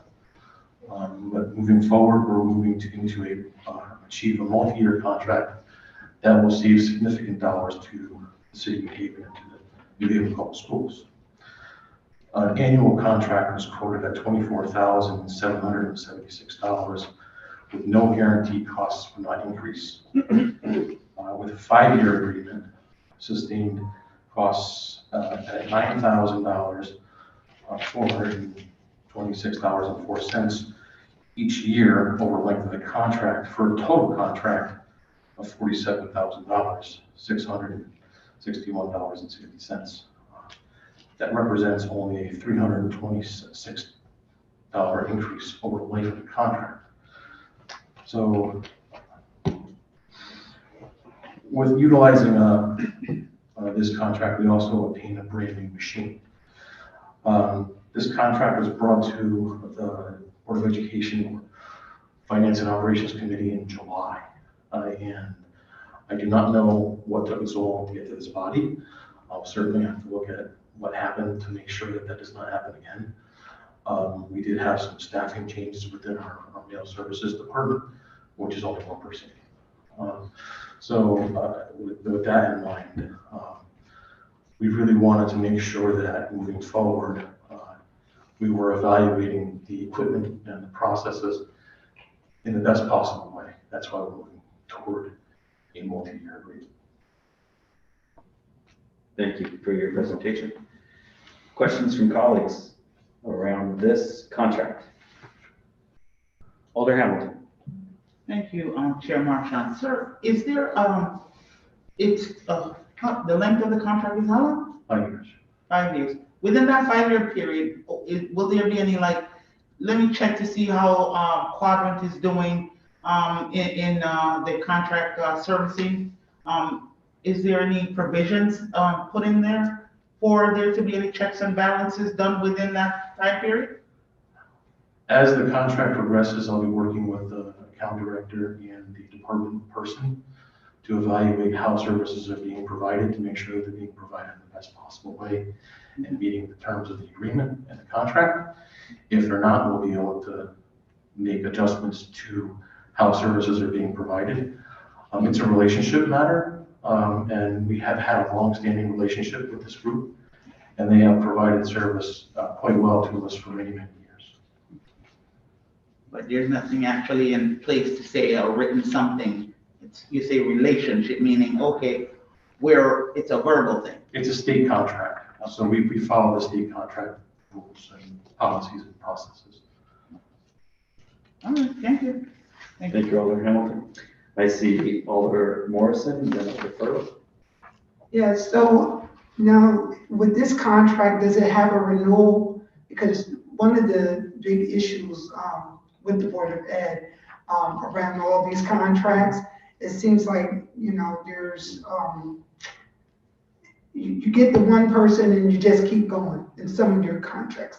Is this a contract of 5 years with a 1 or 2 renewal for 5 years, or are you going to go back to the table, you know, well before? Because for some reasons, people in the city, not just Board of Ed, everywhere, they wait until June of the year prior to the new fiscal year to start wanting to have a conversation about the new contract.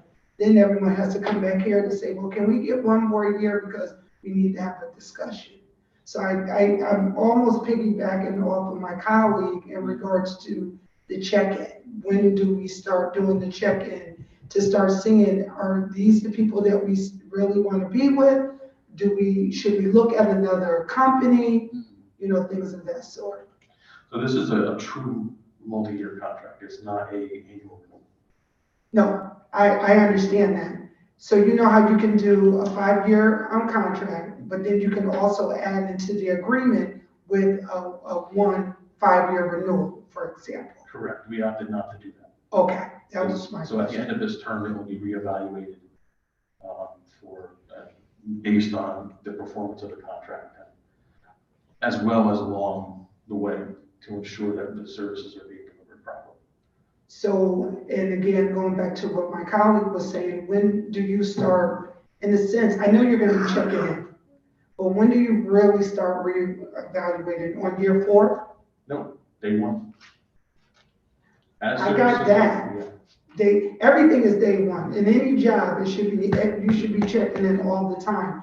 But that true blue, okay, I'm not sure if this company is really working out for us, or this company is really doing a good job, and next year the contract ends, but I think I want to advocate for them to continue, or I think we might need to put our feelers out now to see what it is. So that's my question. With the Board of Education, regardless of whether it's a true multi-year contract or not, we have to bring this back through finance and operations and have board approval. So when we go back through finance and operations, we have to justify to that committee that the services being provided meets the need and is being provided in the best possible way. And there isn't a need to make a change. And we will present that data to the Finance and Operations Committee at that time. And that will be every year. Oh, every year? Every year of the contract, yes. Okay, well, that's good to know. Thank you, Mr. Chair. Alder Morrison, thank you. Alder Furlow. Thank you, Mr. Chair. Thank you for your presentation. So the current machine that you have now is the old machine. Correct. And we've been paying a monthly lease, a month-to-month payment on that one because the lease is expired. Correct. The new machine, what is the lifespan of that machine with the amount of work that it's done for it? With the new lease, the machine itself, I've seen mail machines go as long as 10 years. It depends on how many mail pieces are put through them. The machine that we currently have predates me by many years. I don't have any records of how old it is. So it could last a very long time. The reason behind having the service contract and the lease is more for the firmware updates and the compliance with NHPS, the Postal Service software updates and regulatory process. Right, because you mentioned that the current machine is out of code. Or correct. Okay, so the expectation is that this machine will be able to handle any updates that come through firmware, software updates, and that it will last at least 5 years with the volume of work that it does for the Board of Ed. Yes. And this month-to-month that we're doing, maybe we can get that afterwards. I'm just interested to know through you, Mr. Chair, if we've lost any money for going month-to-month for all these months without a contract. Now, this contract, of course, the lease would reduce the price, I imagine. Significantly. Okay, yeah, through you, Mr. Chair, I'd be interested to know what that total is that we've lost. Unless you have it down with you. Well, I'm not sure what the billing rate of the month-to-month is. I'd have to look what that is. But I know with the new contract, we're moving from $27,000 a year to $9,000. So there's a significant savings. Yep. I'll stop here. That has opened up 10,000 other questions. Yeah. I'll stop here, Mr. Chair. Thank you. And that's the nature of the state contract. Yep. And it's all based on state contract numbers. There's no negotiation. That's what the multi-year contracts are at that rate, and annual contracts are at that rate, and you cannot go back and ask for different numbers. So I'm assuming that when the contract ended, that this monthly payment skyrocketed. I don't know, I have to look. I don't have that information. We will definitely follow up to get that information. Thank you, Mr. Chair. Thank you. Alder Walker-Myers. Thank you, Mr. Chair. And through you, my question is not really in particular to this contract. I would like to know, what are we actually gonna do to make sure the Board of Ed contracts get to us on time? This is not the first contract that wasn't on time, and I understand, you really wanting to figure out why this one took so long. But I'm more interested in what is the plan? Because this is like I don't know how many times we've been sitting here and we hear the same thing about, we want to make sure we do better with getting these contracts on time. So whatever that request is through you, I don't know whether it's you follow up with the Board of Ed, they write down what they're gonna do, but for me, it's really important that these contracts come on time, because I'm, after a while, saying the same thing don't really mean nothing if it's not changing, for me. So however that request is through you, you can figure out how to make it happen. That would be very great. I would be very grateful. I would be pleased to follow up on that point, Madam Thank President. you. I think it's an excellent point. Unless there's something you would like to say about that now, Mr. Owen. Not this time. Okay. So we will make that follow up with the Board of Ed, and hopefully they can respond before the budget process. But if they don't, then they will have a lot of questions from us during their presentation to us in April on that point. But maybe we can get some clear information before that. Any further questions on this proposed contract with Crediant? If I'm pronouncing that correctly. Yes. Further questions? Let's move to the next item, which is the contract with Kappa. Yes, thank you very much. So what you have before you this evening is another multi-year, which we're moving to a multi-year agreement with Kappa as a sole source provider of services to our co-op school. In the past, this has been a year-to-year. Again, moving to a true multi-year contract, which is going to be the tempo as we start moving through evaluating and looking at the contracts that service the operations side of the Board of Education. This contract, again, is for from July 1st of 2022 until June 30th of 2027. With annual increases of 5% to cover cost of living expenses, as well as increases in operational costs. Everything from ticket operations to materials and supplies that they purchase as part of their contract.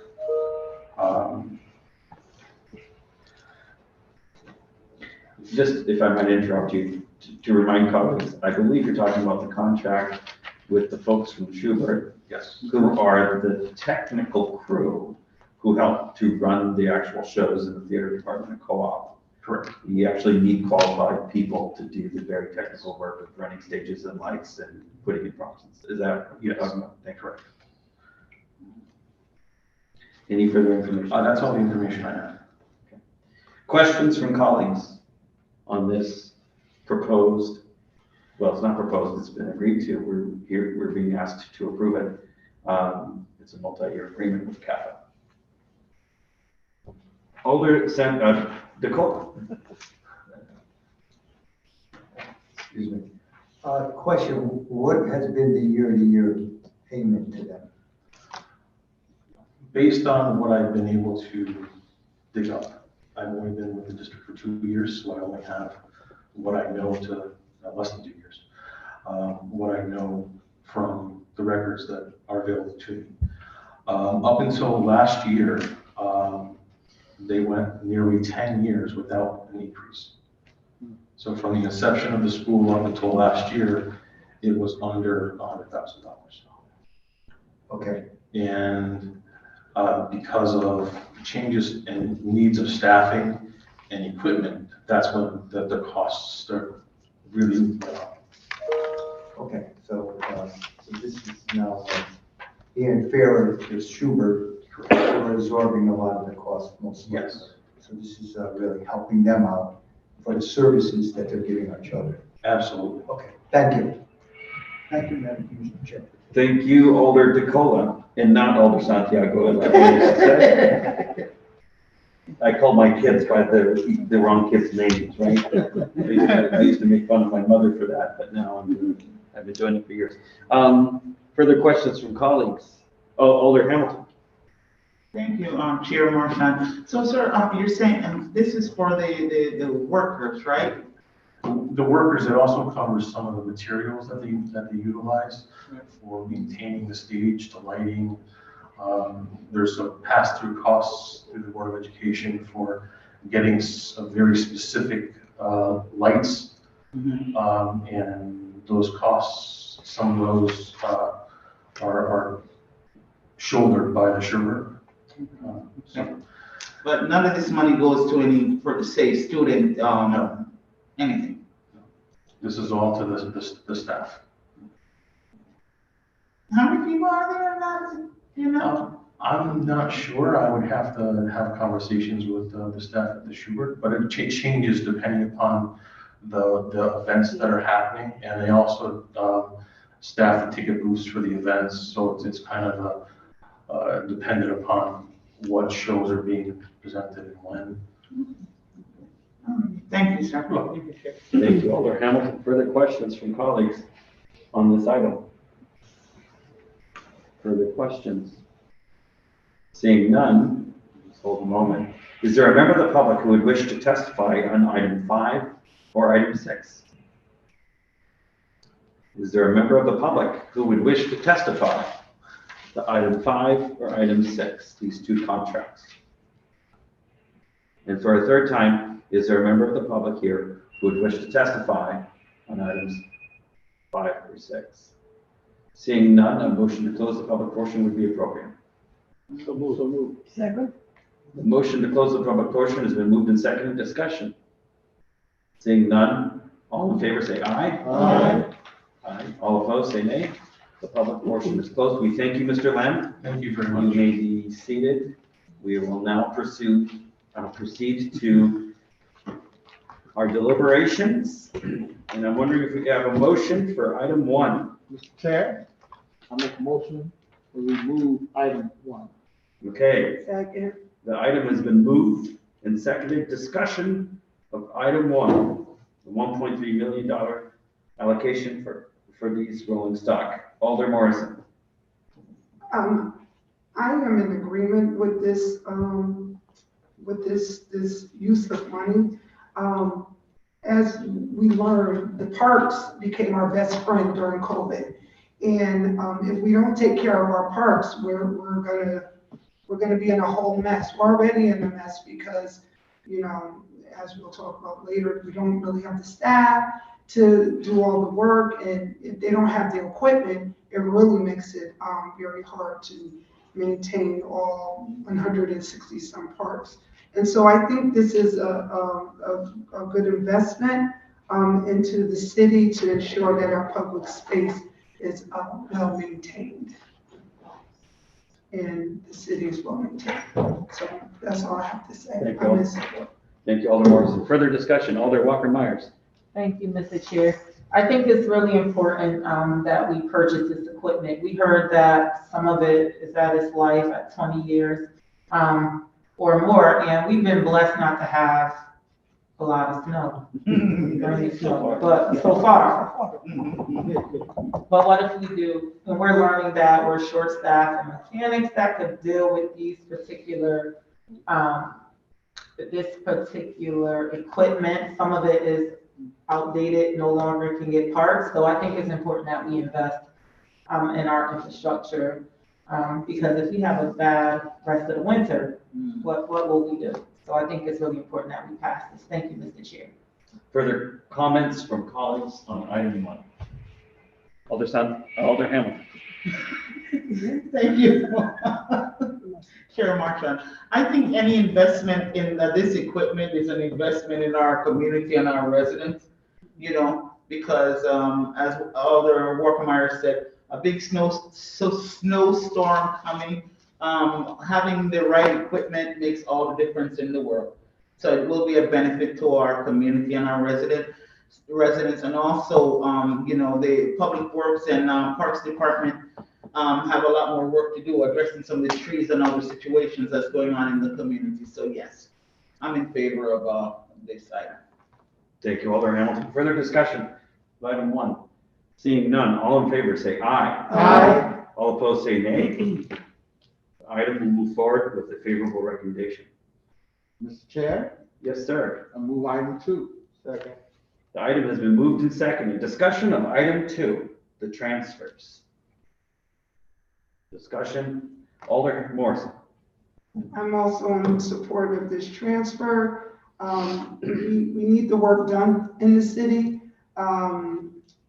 We have to pay people, but I really, really want to see bodies into these positions. But until that happens, we definitely need to move monies around in order for the work and the services to happen throughout the city. So I'm in support of this item. Thank you, Alder Morrison. Further discussion from colleagues? I will say for my part that, of course, the net financial impact is 0 because we're simply moving monies around. And right now, the balance sheet looks good for this department, but we shouldn't kid ourselves that a lot of the positive financial figures we've been seeing in recent monthly financial reports are due to large scale vacancies across the city staff, which does have impacts on service quality. It also has impacts on the health and morale of our city staff, many of whom are doing way more overtime than they really should or want to do. So even though the balance books look good, there's actually other impacts that are very important, including level of service to our residents. And so, and I think the vacancy issue is going to be something that we're going to need to hear more about in the budget discussion, and see what the department's plans are going forward.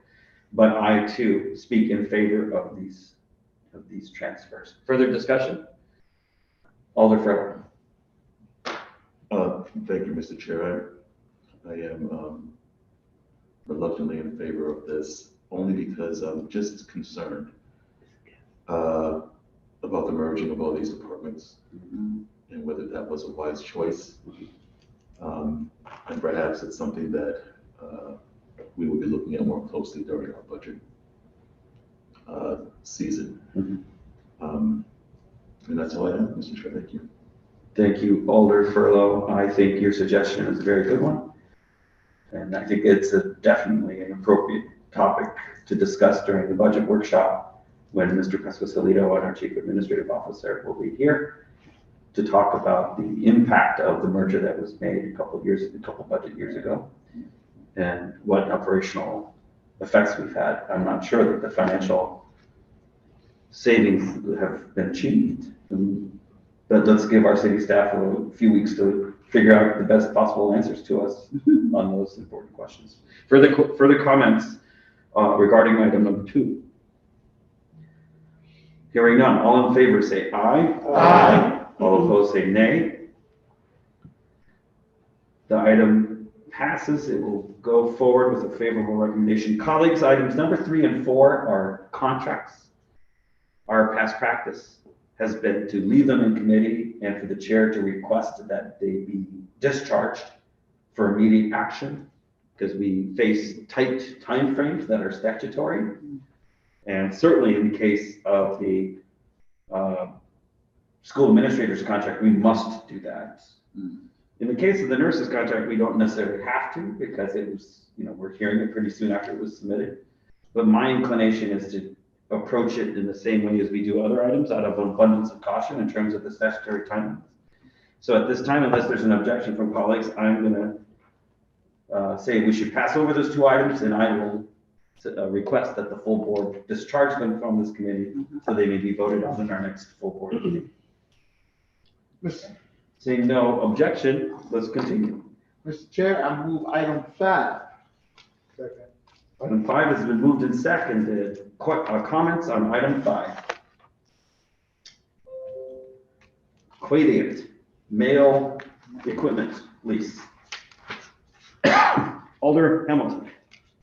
Thank you, Chair Marchand. I'm gonna support this item because, this new equipment is gonna be a lot better and, more compliant with, standards that's required by the, US Post Office. And, yeah, we're gonna have to keep it tight and just make sure that, I mean, the company is working out Quadient, right? But yes, I'm in support of it. Thank you, Alder Hamilton. Further discussion, Alder Furley. Thank you, Mr. Chair. I'm also in support of this item and to purchase this machine. And I think I should go on record by saying that the Board of Ed, get your act together and get these contracts to us on time. Thank you, Mr. Chair. Thank you, Alder Furlow. I suspect that you have captured the sentiment of most, if not all, committee members present. Any further comments on item 5? Seeing none, all in favor say aye. Aye. All opposed say nay. Item passes. It will go forward with a favorable recommendation. Mr. Chair? Yes, sir. I move item 6. Second. Item 6 has been moved and seconded. Discussion. Kappa contract, multi-year. Alder Morrison. I'm in support of this contract, and I'm glad to see that there's a multi-year agreement here. Our children that attend co-op are very fortunate to have such a great performance entity right down the street from their school, and to be able to receive all those various supports that Kappa provides them to, make them this great institution that co-op has been. And so I think that it's a very good thing. And I'm glad to see that Kappa continues to involve themselves in our schools. So I'm in support, and I hope the rest of you can be too. Thank you, Alder Morrison. Further discussion. Alder Hamilton. Thank you, Chair Marchand. I'm also in support of the item. The staff that will benefit from this contract, it's a positive thing. And supporting the Schubert in all aspects, our students, it's a win-win for our community. And I'm in support. Thank you. Thank you, Alder Hamilton. Further discussion on this item? Alder Santiago, you sure?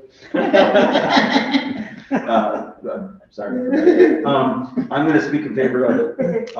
And I think maybe during the budget season, the Board of Ed could say more about the educational value of the partnership with Kappa. I don't remember the details of whether or not co-op students get to work side by side with these professionals, but I think they do. And it would be good to learn more about that and what benefit it accrues to those students, which is another benefit of this kind of partnership. I'd love to hear more about it. It's been a while since we've talked about it. Having said that, any further comments? Seeing none, all in favor say aye. Aye. All opposed say nay. I think that is you remaining silent. It's unanimous. That item will go forward with a favorable recommendation. And before we adjourn, let me just make a couple of public service announcements. One is that in the next couple of weeks, Mr. Chair and I and our staff should be able to announce our schedule for the 2023-2024 budget process. March, April, and May, be ready, one and all, for the exciting process of understanding and voting on and amending the mayor's proposed budget. That's coming up soon, so be ready. The second public service announcement is that Madam President has assigned an item to a joint committee, Finance and Education. It is a proposed ARPA allocation, I think around $3 million, to support literacy programming. And I spoke with Madam President and with the Chair of Education. It seems the most convenient time to have that joint committee meeting would be at the regularly scheduled meeting for the Education Committee this month, which I believe is the fourth Wednesday of January. And so we'll get the details finalized here soon, but we look forward to the notice of that meeting. And we would ask colleagues, please, to the best of your ability, make time for us on Wednesday, or whatever that is, 25th of January, for a joint meeting with Education on that proposed ARPA allocation. Okay, so look for that. Having said that, Mr. Chair, I make a motion that we adjourn. Second. Motion's been made, seconded, discussion, I see none, all in favor say aye. Aye. All opposed say nay. We are adjourned. Thank you. Thank you.